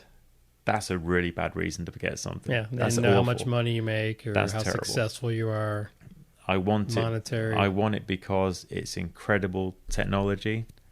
That's a bit more acceptable. I'm a bit of a geek, a bit of a technology geek. So, of course, you're going to want something that's advanced. I can probably figure out now what kind of car it is. Yeah, I think you probably can. And if it's neither of those things, if there's no passion in the decision, then it's probably for the wrong reasons. So you're going to cancel the order? I'm tempted, but I know why I want it now. I don't want it. And the color choice was interesting because the basic color is included in the price. Any other color is an upcharge. So you go blue. I've been on the website. You go blue, it's $1,000 more. You go white, it's a couple of grand more. And someone said to me, I said I really like the black, and the black's the basic color. Like three out of my last 4 cars have been black. I just like black cars. And he said, oh no, I don't know if you can get the black. I was like, why is that? He said, well, people will know it's the cheapest one. And I just went, what? Are you serious? You've got to be kidding me. That shouldn't be. That's the ego-driven decision. Yes. So I'm getting better at putting that to one side. Yeah, you know what it is. It's an electric car. There you go. Yeah. A really fast electric car. All right, so okay. I'll give you an opportunity to get a bleep here. What's your favorite curse word? I'm going to save that. Okay. You'll see why. Ask me another one. What turns you off? I'm so glad you said off. For a second, I was like, oh my God. Yeah. What turns me off? Can you be? Is that's such a wide open question? Well, the question before that would be what turns you on, creatively, spiritually, or emotionally. Right. Challenge switches me on. If there's no challenge, then I'd switch off, and that's not good for anybody. What turns me off? Ignorance. Lack of awareness, and this is ignorance really explained. Lack of awareness for other people. What they might be doing, feeling. That frustrates me. Give me an example of that. Lining up at an airport and then somebody's breathing over your shoulder. Yeah, they're in your personal space. It's ignorance. Just unaware of like somebody else is around. Letting opening a rude. opening a door and letting it swing closed in someone else's face right behind you.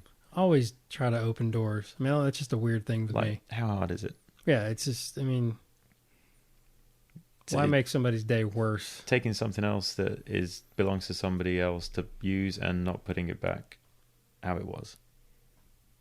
Not leaving things as you found them. Yeah. Right, it's ignorant. So yeah, it turns me off. There you go.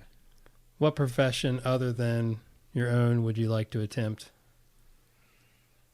If you weren't teaching golf, what do you think you'd be doing? It's another question basically, but yeah, it's almost the same question, isn't it? I'm not sure. How do you apply such a beautiful mind to something else? Oh my God. The dude's so aloof. That is so bad. I'm joking. I don't know. I'm not sure. I'm pretty logical, decent with numbers. I'm not sure where that would lead me. I don't know. It's something that satisfied the right side of my brain, I guess. So on the flip side, what profession would you not like to do? I don't think I could be a doctor. Really? Yeah. That's an interesting answer. When you fail as a doctor, people die. Unless you're a doctor at a general practice where people are just coming to you with a migraine, people generally don't die. Although having said that, if you're lax at your job and you miss something, a symptom of something that could be terrible, then effectively people could die because you didn't do your job very well. I'm not sure I could cope with people dying on an operating table and not really knowing if you could have done something better or differently, and accepting that sometimes you just couldn't. I'd find that really tough on an emotional level. What's your favorite word? Since you're not going to answer the curse word one, just go to what's your favorite word.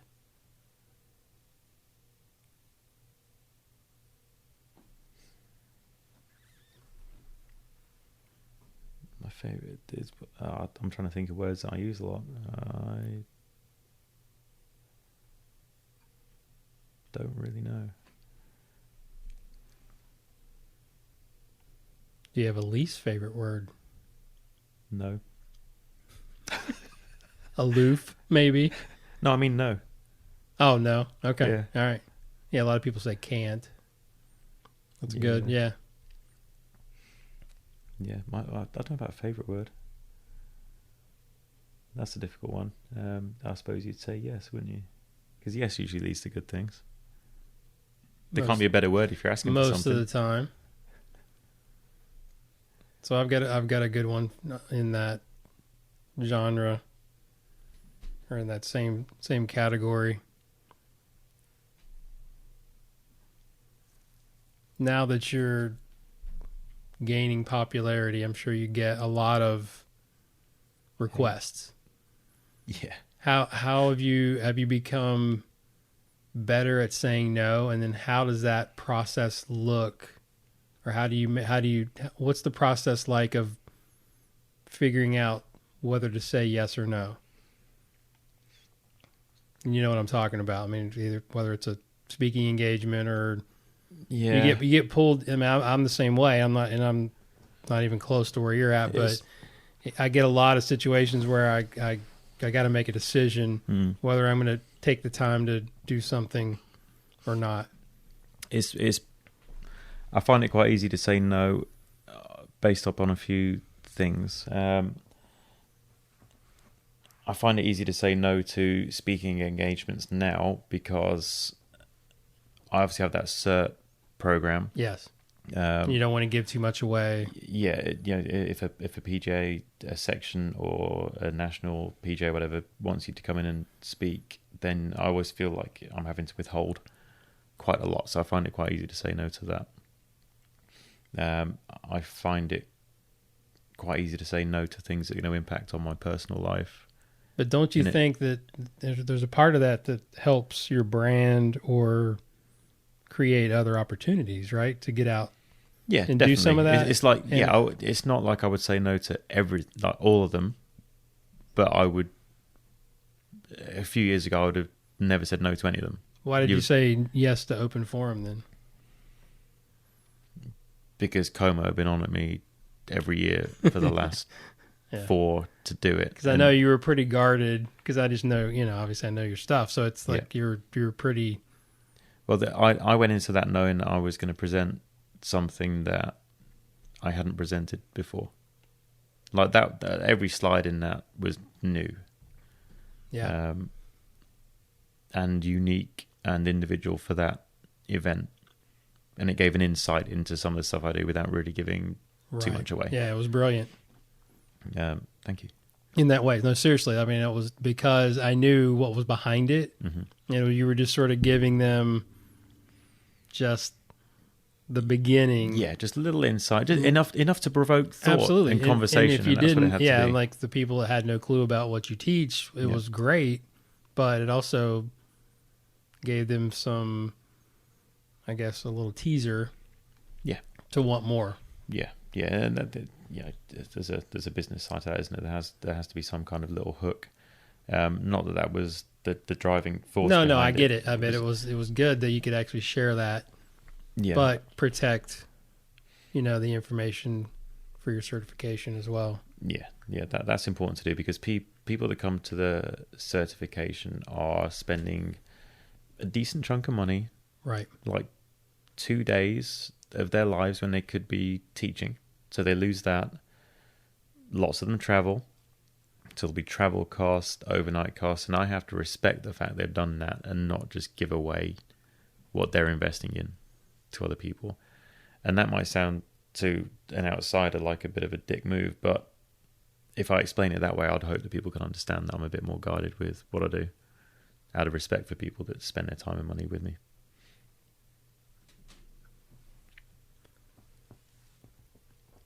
All right, so in the last 5 years, what new belief, behavior, habit has most improved your life?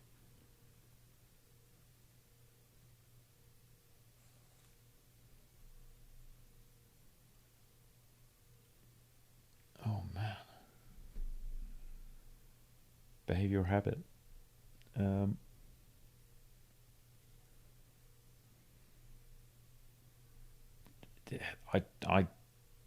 I do try and be a lot more patient, and I think I'm getting there. But my missus wouldn't agree. No, I've seen that over the years. I mean, I've definitely seen. I think I've mellowed a bit. You're softer. Yeah, I think your actually, approach. I used to be incredibly laid back, and then I got really fiery. And now I'm going back down the other side of that. Yeah, when you got more involved in the stack and tilt program, do you feel like you got kind of? And that's when Twitter first started, and that was just bad timing. Yeah, and all that. You know how much respect I have for those guys. No, 100%. You definitely, because it is. No, it was more protection, I think, than it wasn't. Yeah, it wasn't a bad thing. I just think you got pretty. Well, the internet's designed for arguing. Yes. Right. And if you feel like people you respect are under attack, then typically you will jump up and stand up and be counted.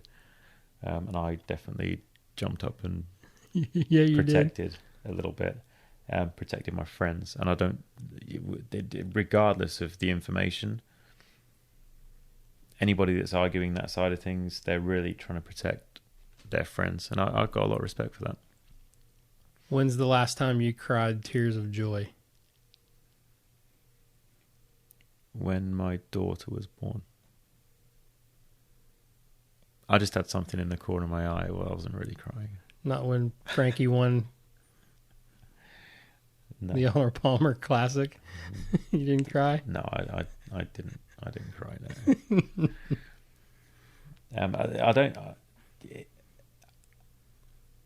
I'm surprised I didn't. No, I was watching on TV. It's not the same, is it? May got a bit more emotional if I was there. Yeah, but it's got to be cool to know that you're involved in that. You know, I mean, to be on a team like that has to be so rewarding. Yeah, it's very cool. I probably, to be honest, I probably got more emotional when Ollie won the first of 2 events on Challenge Tour last year. Because you knew how much that meant to his career. I knew exactly how. And I could tell when I talked to him, that was a big deal. Yeah, I knew, obviously, knew everything that he'd been through and how hard he'd worked to get himself back in that position. And he's a guy that when he was at his first peak, I'm not going to say it is peak, because that might still be to come. Yeah. That when he was at his first peak, he was like a bit of a perennial second place finisher. Because he didn't win through that whole period. Right.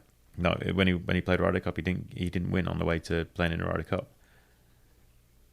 So to go where he'd been, and he had that win at Dunhill, find like a bit of a blip, a good blip. Mm-hmm.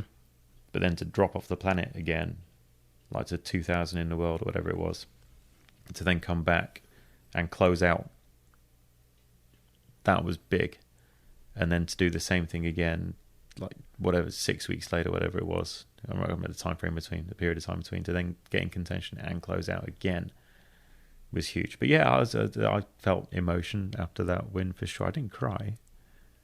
Wouldn't live it down if he knew that I cried at that, Yeah, but I didn't cry at that. Exactly. I do cry at sports movies sometimes, which is the weirdest thing. So You know, it's talk like about that, because me and you share that passion for really good and poor movies. There's an absurd habit, right? Yeah, what sports movies have made you cry? I got a few. I mean, Rocky 2, Rocky 3, okay. not so much Rocky 4. I didn't expect that. There's a film called Warrior, which is Tom Hardy, the mixed martial arts film. Yeah. Like there's a big father-son thing in that. I lost my father in 2010. There's a connection there, but there's anything with like an emotional, like an uplifting end, I can go. Bloodsport. Have you heard? Have you know Bloodsport? Jean-Claude Van Damme. Yeah, that was one of my. I was in martial arts like 100 years ago. Yeah, and I love that one. I've seen that many Judoshi. times. Yeah, you know, when he was representing his judoshi. Thought that was pretty good. The Rookie gets me every time. Right. Dennis Quaid, you know, when the guy that I knew I was going to forget the name. The guy was 36-year-old guy that came back out of retirement, high school baseball coach. Yeah, gets a chance in the majors, and when he pitches, and the scene where he calls his wife and tells him and his kid that he's getting called up to the majors. I cry every single time on that one. Yeah, I could see that. It to some people it seems really stupid. Why is there tears coming out of his eyes? Like a really emotionally charged. I cried when Tiger won the Masters this year. So did I, just for completely different reasons. I didn't even think about that. I'm sorry I brought that up. I didn't cry. I'm sorry I brought that up. I didn't cry at Augusta. Yeah. I was disappointed, but it is just another week. Yeah. And like I was saying earlier, you get on with what you do, and the results will come. Well, and he played so well. I mean, and obviously the short game was fantastic. So you got nothing. It was only 22 out of 23 up and down. I mean, yeah, the last one that he didn't get it up and down. I mean, you should be fired over that. I was pretty disappointed at that. Yeah, he was spectacular. Yeah, perfection is unattainable. I didn't even think about it. I'm sorry bringing that up. That's fine. The Augusta thing, it's not even been spoken. So it's my first time at Augusta. Yeah, talk about that a little bit. I mean, that, and you know what? So cool. This is. I'm not sure I should say this, but I'm going to say it anyway. A bunch of coaches moan about Augusta. Yeah, because they don't get a badge. It's a pain in the ass. I can't get any work done. The green jacket is blah, blah, blah. And I'll tell you what, if you stood there and said to them, right, would you not come next year then? If it's that bad and you didn't have to come, would you not come? Of course they would. Yeah. Of course they would. That's like got to be on every coach's bucket list. Yeah, of course it is. I mean, come on. Admittedly, there are restrictions in place, but I totally get why.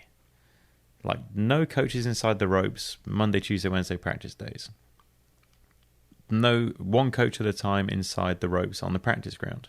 Right, yeah, that's what did you guys call it? They used the name, like you're in the bullpen. The bullpen, right? Yeah, it's just like being in a tag team. It's like, it's like WWE wrestling, right? So you tap in, you go and do your thing, and you tap out again. But I get it, because they just don't want the range crowded. Sure. Because there's it's all about the patrons, right? I mean, exactly. They want no unobstructed views, and I totally get it, and I completely respect it. It makes your job a little bit more difficult. It restricts you a little bit more, but you can still get your job done. Sure. And it's a pleasure to actually get your job done there. It's ridiculous to complain. Right. But the coffee sucks. The coffee, the coffee in a caddy lounge was so bad that someone else from England thought it was tea. Oh my gosh. He was like, "The tea over there. It's next to the iced tea." I'm like, "That's coffee." No, it's definitely tea. I'm telling you, it's coffee. Went and asked one of the ladies in there that was working in there, "Is that coffee?"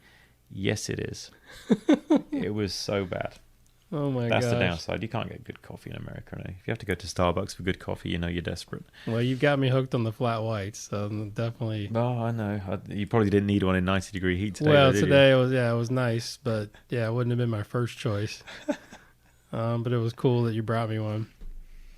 Well, that's cool, man. Because I mean, I talked about it briefly on the Masters recap podcast, but preparing, I think, is an interesting topic, because me and John talked about it last week at the Wells, and he brought up an interesting viewpoint on that. Is you see guys on the putting green doing really, really crazy block practice prior to going to play a tournament round, and then you see guys just sort of whacking it around. Yep. It's like, what's the best, right? I mean, it's like, I'm almost leaning towards that just touchy-feely, get to know the ground type of deal. I would say neither of them are the best. Really? Yeah. I think there are some players that need that block. Their block practice effectively becomes everything they got.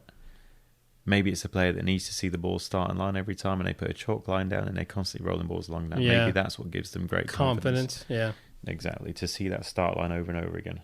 And it gets to the point where maybe they actually end up on the green and there's almost a line burned into the green that they can see. Mm-hmm. And I get that. Just whacking a ball around doesn't have enough structure for me. As in, if you had a little practice session on a Tuesday where you were just knocking a ball around the green, then you got to dinner that night and I said, "How did practice go?" What answer could you possibly give? You'd be like, "I don't know." You'd probably be like, "Well, it felt okay." Yeah. So there's no measurement. Zero measurements. Yeah. How do you know it was okay?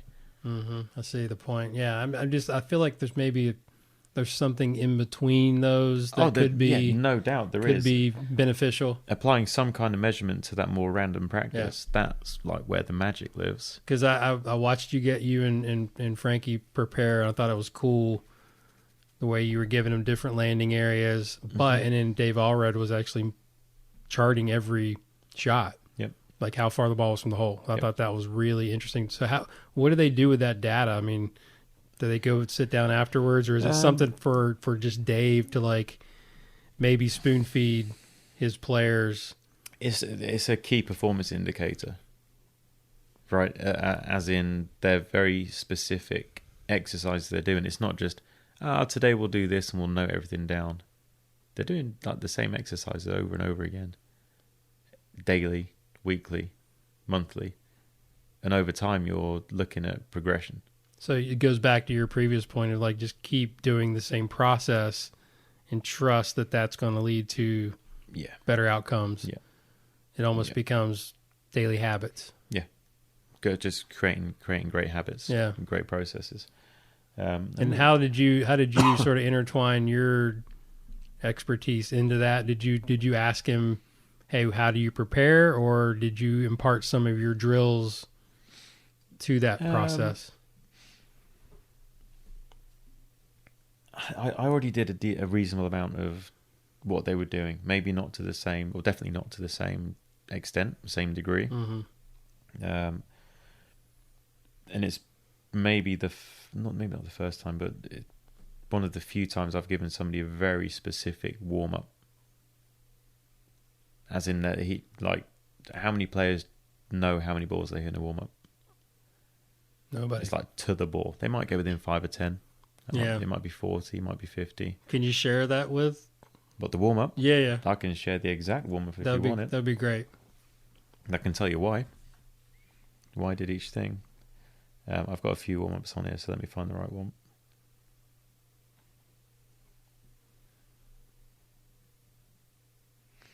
Right. So, 4 sections in the warm-up. So this takes about 15 minutes. First is calibrate. So he would hit different attack angles and lofts, 4 sets of 3 balls. Now, how does he know what the attack angles and lofts are? Because we've practiced it. So he just knows what it looks like coming out of certain windows and how it feels on the ground? No, that's the launch. He knows what the attack angle feels like on the ground. Okay. So he will have a steep attack, a shallow attack, and a medium. And lofts as well. So he's combining attack angles and lofts. To get a feel for the ground, get a feel for which attack is getting the best ground interaction that day. Right, some days a slightly steeper attack is going to produce better than another day, depending on how the ground's firmed up or not firmed up, depending on how he's actually moving. Is he moving the same day to day? Probably not. No one is. There's always small variance. Sure. So quick calibration as far as what attack angle and what loft and feel is working best. Then we would randomize. So that you probably saw that where we would hit 3 sets of 3. Yes. And there'd be a short landing spot, a medium, and a long to the same That's what pin. I saw, yep. So you obviously have to match the trajectory with the landing spot. So you do 3 sets of 3. First one would be like short, medium, long. Then you go randomize, long, medium, short. So that would fall medium, into long, that sort of adaptability category, right? Because he's got to manage those different pieces. Yeah, precisely. Then we'd go straight into the bunker, and there'd be 3 balls to get a feel for the sound, just from flat. Then there'd be 3 sets of 3, 1 set from an upslope, 1 from a downslope, 1 from flat, and then 3 long bunker shots, which usually was a change of wedge to a 56, not a 60. Just worked better in that sound. Then you go into the context section where we do real world 3 ball, 3x3. So I'd find 3 different random shots for him, and he'd hit 3 shots of each. So 9 balls total. And then a little bit of single ball around the green. I'll just drop down 3 to 5 balls in complete your random areas and get it up and down. And that, I think that totals 45 balls. And he's done. There's no replays, no reloads. It's like Right. that. It is what it is, and you get on with it. I was going to say my follow-up question would be like, what if he's struggling? Is there any technical information given or feedback of, No, hey, that was because this is what you did? Nope. Nothing. If the calibration section is What done, if he looked at it and he said, what the hell? if What's the going on? calibration section is done properly, that won't happen, Okay. because you know which attack angle and loft is going to work best that day. And it's for him, it's matching attack angles to lofts, right? So if he's going to hit a de-lofted shot, he's probably not going to want to come in shallow. Doesn't really work very well for him. Mm-hmm. If he wants to add loft to it, he probably doesn't want to come in shallow either, because it can get a little bit bouncy on that turf. So he knows which face angles or lofts to try and combine with which attack angles. And you do that enough, and you get comfortable and know which one's your best out on certain kinds of turf, and use that calibration. You're like, right, well, that's that. That's how I'm hitting them. Yeah, that's good. This shows important the pre-preparation is to what you guys do off-site. Off weeks. Exactly. Right? Yeah, off weeks exactly. to where that can actually be functional. Yeah, and that's where you explore that kind of stuff. Yeah. And that's when you get the Foresight quad out, and I'll use that. And So he can get a measurement with the feel. So he knows what the attack angle is. It's like, that's so good. he's hitting 3 down, 5 down, and 7 down. And he can find them Yeah. pretty well. Some days that 3 might be a 2 or a 1. You're like, right, well, that's not quite right. Or the steep might be a little bit too steep. He can correct it really well. But only because he's practiced it. Gotcha. All right, so I almost forgot about your fans or the listeners. I sent out a tweet and on Instagram of any questions that they would have for you. So I've got a couple of good ones here to dive in. This one is from David Arrington Golf. Says, hello, Jason. Got a question for you and James. I have watched a lot of his videos. This is a really good one. No refunds. Yeah, no, it's not a bad. And he uses the TMS device. Works really well. In quotes. Found the instructions. Well done. There you go. I know he likes the trail arm to behave and likes to do trail arm drills, as we know. Yeah. I think I heard him say that he's not a super fan of doing lead arm only drills when chipping or pitching. Would love to hear why, if you don't mind. Keep up the great podcast. Love them. Cool. Answer that question. Yeah. Okay. So you can, if you do lead arm drills, you can get the same pivot benefits as you can trail arm. As in, a trail arm only will tend to make someone pivot more. a lead arm only drill potentially will do the same thing. But the wrists and the way they behave is completely opposite lead arm to trail arm. You'll find when someone does a trail arm shot, they will tend to allow the club to release to some degree. When they do overtaking. Yeah. When they do a lead arm, they'll tend to drag it. Drag it, yeah. I was going to say that makes sense. So that becomes the big differentiator between the two. Very good. All right, so I got one from my guy, Kelvin Day Golf. He's a tour player that I teach. What spin numbers do you want for a 20 to 30 yard standard pitch shot? And would you encourage your players to maybe go to a softer ball to gain those numbers, even if it meant losing distance in longer clubs or have better technique?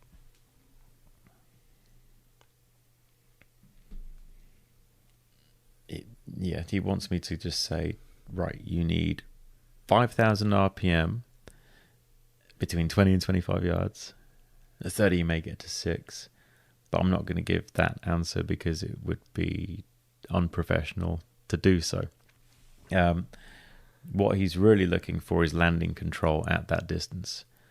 Now, just consider that landing control comes from not only spin, but also land angle.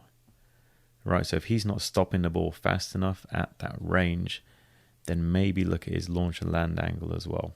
His spin rate might actually be very good, but it's landing too flat. Yeah, we were looking at 2 different golf balls. Mm-hmm. We won't mention if I could mention the company, but one you might was get a sponsor.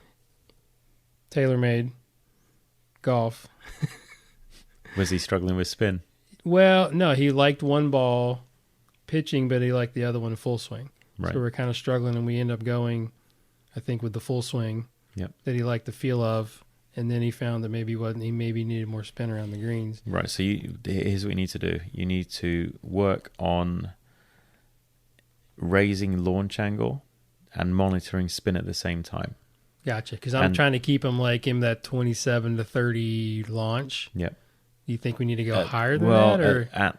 Or at 20 to 30 yard carry? Well, I mean, I think that's a general question, but we work obviously bigger than that. I mean, with 40 to 50 yarders, I'm trying to get him kind of launching it at 30. Yeah, that window would be fine there. 20 to 30 actually needs to be higher anyway. Okay. But what I was going to say is I would see what his spin rate is at his current launch. Then see if you can increase the launch angle and maintain the spin rate. Because a ball launching slightly higher with the same spin will come down steeper and stop faster. And then you need to find the point when the launch goes up too much and the spin starts to drop, because it will, because the ball will start to slip. Yeah, I'll be able to monitor that better now. I've got my new TrackMan I can take outside. Yeah. So should be able to manage. So that's basically managing spin loft, right? A little bit? No. Not so much? No. Spin loft will probably stay the same without having to mess around too much. Just if his attack stays the same and he increases loft, maybe. It depends on how he increases the launch. I mean, I wouldn't go that deep and just say, right, let's hit these a little bit higher. Try and hit a slightly higher window and see if the spin stays the same. Okay. And if you can, then you need to find like a happy spot where he can launch it higher and spin it. You go above that, he's going to launch it higher and not spin it. It's going to take too many bounces and release out. Perfect. So to go with the ball that he likes on the long clubs and work on his launch. All right, so this one's from Endicott's DDS. This is, hi, Jason, big fan of the podcast. I'm a low handicapper and just love the show. Could you please ask James about ways to reduce handle dragging, too much shaft lean on pitch shots?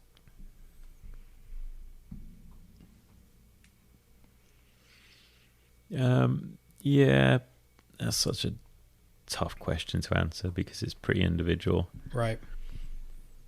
You have to try and figure out the reason for the handle being dragged, because there's probably going to be one.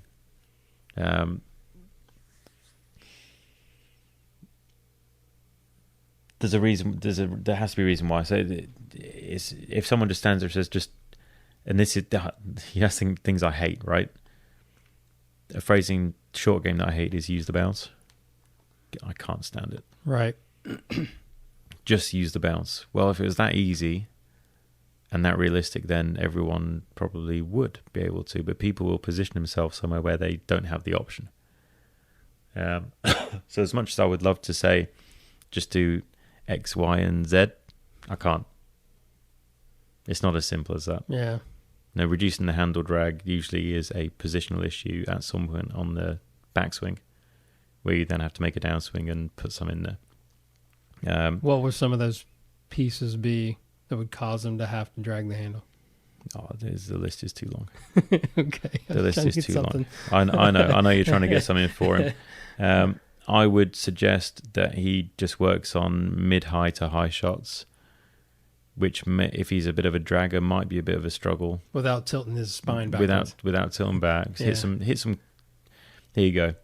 Hit some closed stance high shots, because the release of the club will have to be different. You'll have to figure it out. Problem solve. Yeah. I like it. Imagine that.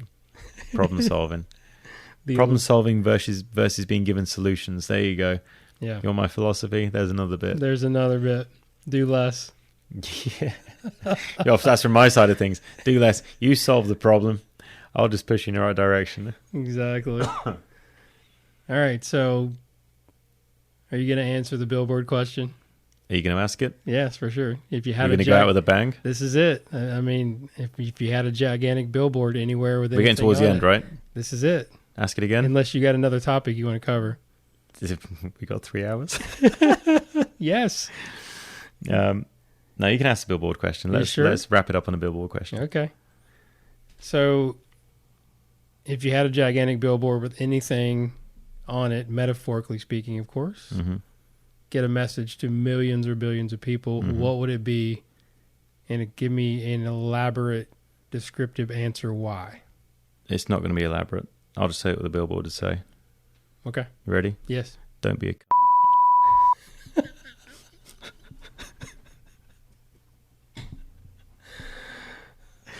Bleeep. Okay, and there we go, folks. All right, so, well, thanks for coming on, man. It was great. It was great to have a podcast, and for a short-lived time. At least I made it a year, and now it'll probably be getting taken off the air. But no, in all seriousness, give the listeners a way to reach out to you. Give them your social platforms. We didn't talk. Do you want to talk about the certification? I mean, I know you don't want to push it too much. I mean, it's a limited. Yeah. Like give a little bit of background on it, because I think it's fantastic, obviously, but that's up to you if you want to. Okay. If you want to talk a little bit about it before you wrap up. It's a 2-day program for instructors, which essentially offers it's not a teaching you to teach short game, but it's giving you a very in-depth structure, which you can then deliver in whatever way you want to. Ultimately, it should be enough to provide problems to any kind, or solutions, to any kind of problems that an instructor might find around the greens. And also be able to offer multiple solutions, so a ton of different combinations to actually get the same end result, versus just come and learn my method. Right. It's a come and learn to look, the closest you're going to get to looking through my slightly spectrum Asperger's lens. Spectrum eyes. Your Asperger's lens. Beautiful mind. To be able to see a little bit more what I think I'm seeing, at least. And insight into maybe how you could make people better, faster, using that approach. Like I said, it's not. I don't care how it's delivered. As all I care about is that you see the same things I do and you problem solve in a similar manner. Yeah, I think, and I can speak from experience that I think the more information that you gave us, the simpler our short game lessons become. Yeah, which I think is a huge compliment. Yeah, I think that's the way it's designed. You will, when you get down to the crux of it, and I said this earlier with the players with the yips symptoms, that the fundamental problems are pretty much the same. So you do end up giving a lot of the same drills. And like you sorted out, I did a drill that you hadn't seen before. Yes. And the cool thing about the drill you saw today is you could give it to anyone, and it will not make a player worse. Yeah, it's like a vitamin drill. No chance. Yeah. There is no chance it makes a player worse.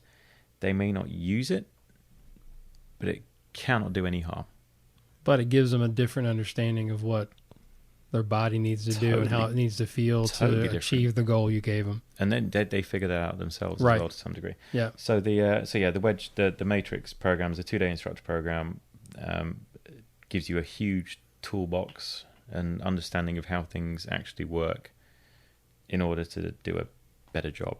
And I think that's been lacking in short game forever, because when I started looking at short game, I didn't know where to go or where to look. There wasn't anywhere. There were 2 or 3 instructors that were relatively popular, and I suppose you would fly somewhere and go and see them, and that would be it. Yeah. But there was certainly no program. In fact, I don't even know if there is another program. I don't know That you can go on. I mean, who are the other short game instructors that you would say that are doing things at the level you're doing them? I don't know of any.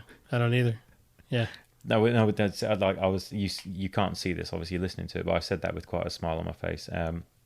It was a little bit sarcastic. There are other short game instructors that do a fantastic job. I don't know what they teach, so how could I possibly comment and judge? But I get it. There are other guys getting lots of success out there.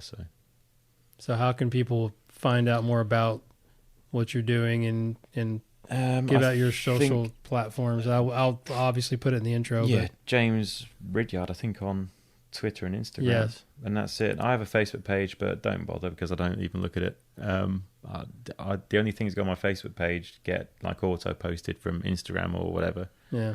Which I don't post on that much, but I'm drips and drabs every so often, depends where I am and what I'm doing.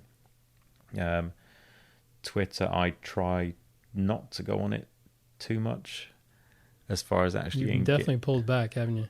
Yeah, I do drop in there occasionally, and I find myself having, I'm going to say conversations because that's polite with people, and just think after a while, what are you doing?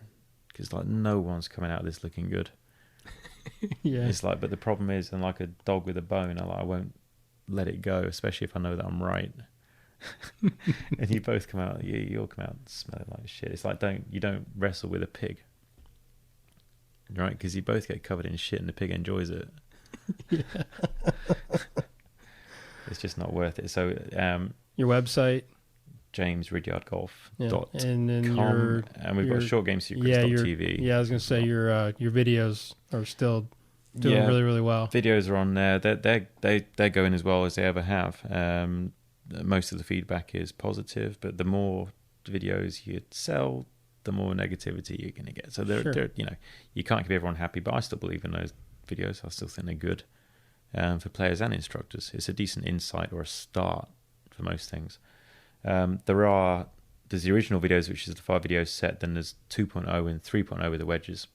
One point of confusion for people is that they think that 2 replaces 1 and 3 replaces 2, but that's not what happens. It's a continuation or a building upon, like the original series.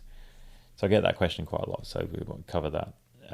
John and I did film some videos in November, a couple of practice videos, which are edited but just sitting there on a hard drive somewhere, maybe in my bag upstairs or downstairs. And I did film a video about the yips, and I'm not going to release it. No, because I was really ill like all night the night before, so I look like out of The Walking Dead. Like it's like someone out of The Walking Dead has like put on death eating an onion. Yeah, they've put on it's like someone's put on a golf polo shirt and turned up at a place in Florida and decided to try and make a video, and I might as well be trying to eat the flesh off your face. Yeah. Oh my God. But someone said to me, that really doesn't matter if the content is good, and the content is good, but it wasn't delivered as well as it could have been. You just need to redo it. Yeah, because I wasn't feeling good at all, and there are a couple of things I think that I could have put in there that I didn't. So I'll reshoot it. Maybe it'll happen tomorrow morning while you're teaching. Who knows? That would be awesome. If I wake up feeling good, maybe I'll film something. Yeah, we should film something together. Yeah. Maybe. Hey, you never know. I use terrible words, so you can't do that. Well, thanks for your time, man. You're the best, and I really appreciate everything you've done. I'm trying. I think there's one thing that maybe anyone's taken away from this is that reading is a very powerful tool, especially real books, actually paper rather than a screen. I've got a ton of stuff on Kindle and I barely look at it. Right. I started trying to listen to audiobooks and I just switch off. Like, there's the most ironic story ever, right? There's a book by Chris Bailey called Hyperfocus, and I have the paperback version, I have the Audible version as well, and I cannot get through it on Audible because I can't keep my attention on it, and the book's about focus. So ironic. It's nuts. And don't buy golf instruction books to improve yourself as a teacher. There's no point. Improve yourself as a person and improve your understanding of people, and it can only make you a better coach and instructor and maybe father figure to juniors, whatever it is. Just spread your wings as far as reading goes. I mean, you can obviously see I read some pretty out there stuff. Yeah, that's good. I mean, that's why I read so much stuff outside of golf, because I think it improves the rest of what we do. So it's very well said. Thank you. And nice way to close. Thank you, brother. Thank you. You're the Appreciate best. you having me. All right. What's up, everybody? Guru back here again with a couple of things before you jump off. First, big thank you again to James Ridyard for coming on the show again and sharing his insights on teaching the short game, a little bit of putting, which was cool, and just life in general. I thought it was just a fascinating interview, and we had a great time doing it, and I had a great time sharing it with you. You can follow him at James Ridyard on Twitter and Instagram, and check out the Short Game Secrets videos at shortgamesecrets.tv. Those are still very, very good and very relevant, as he talked about in the podcast. So say hello to him, ask him questions. He's great about getting back to you. You can also follow me at Golf Guru TV on Instagram and Twitter, and hit me up on Facebook if you are a teaching professional or a golfer. I will friend you up, no problem. If you have a question about the show, please email the show at golfgurushow@gmail.com, or just hit me up on the DM. I really appreciate all the DMs and all the love that I've been getting about the show lately. I got a ton more guests to come that are going to be really, really good. So if you have any suggestions, I'm always happy to entertain those. But in the meantime, I always leave you with the infamous Jim Rohn quote: study, practice, teach, and then pass it on. I'll talk to you next time. Thank you so much for listening.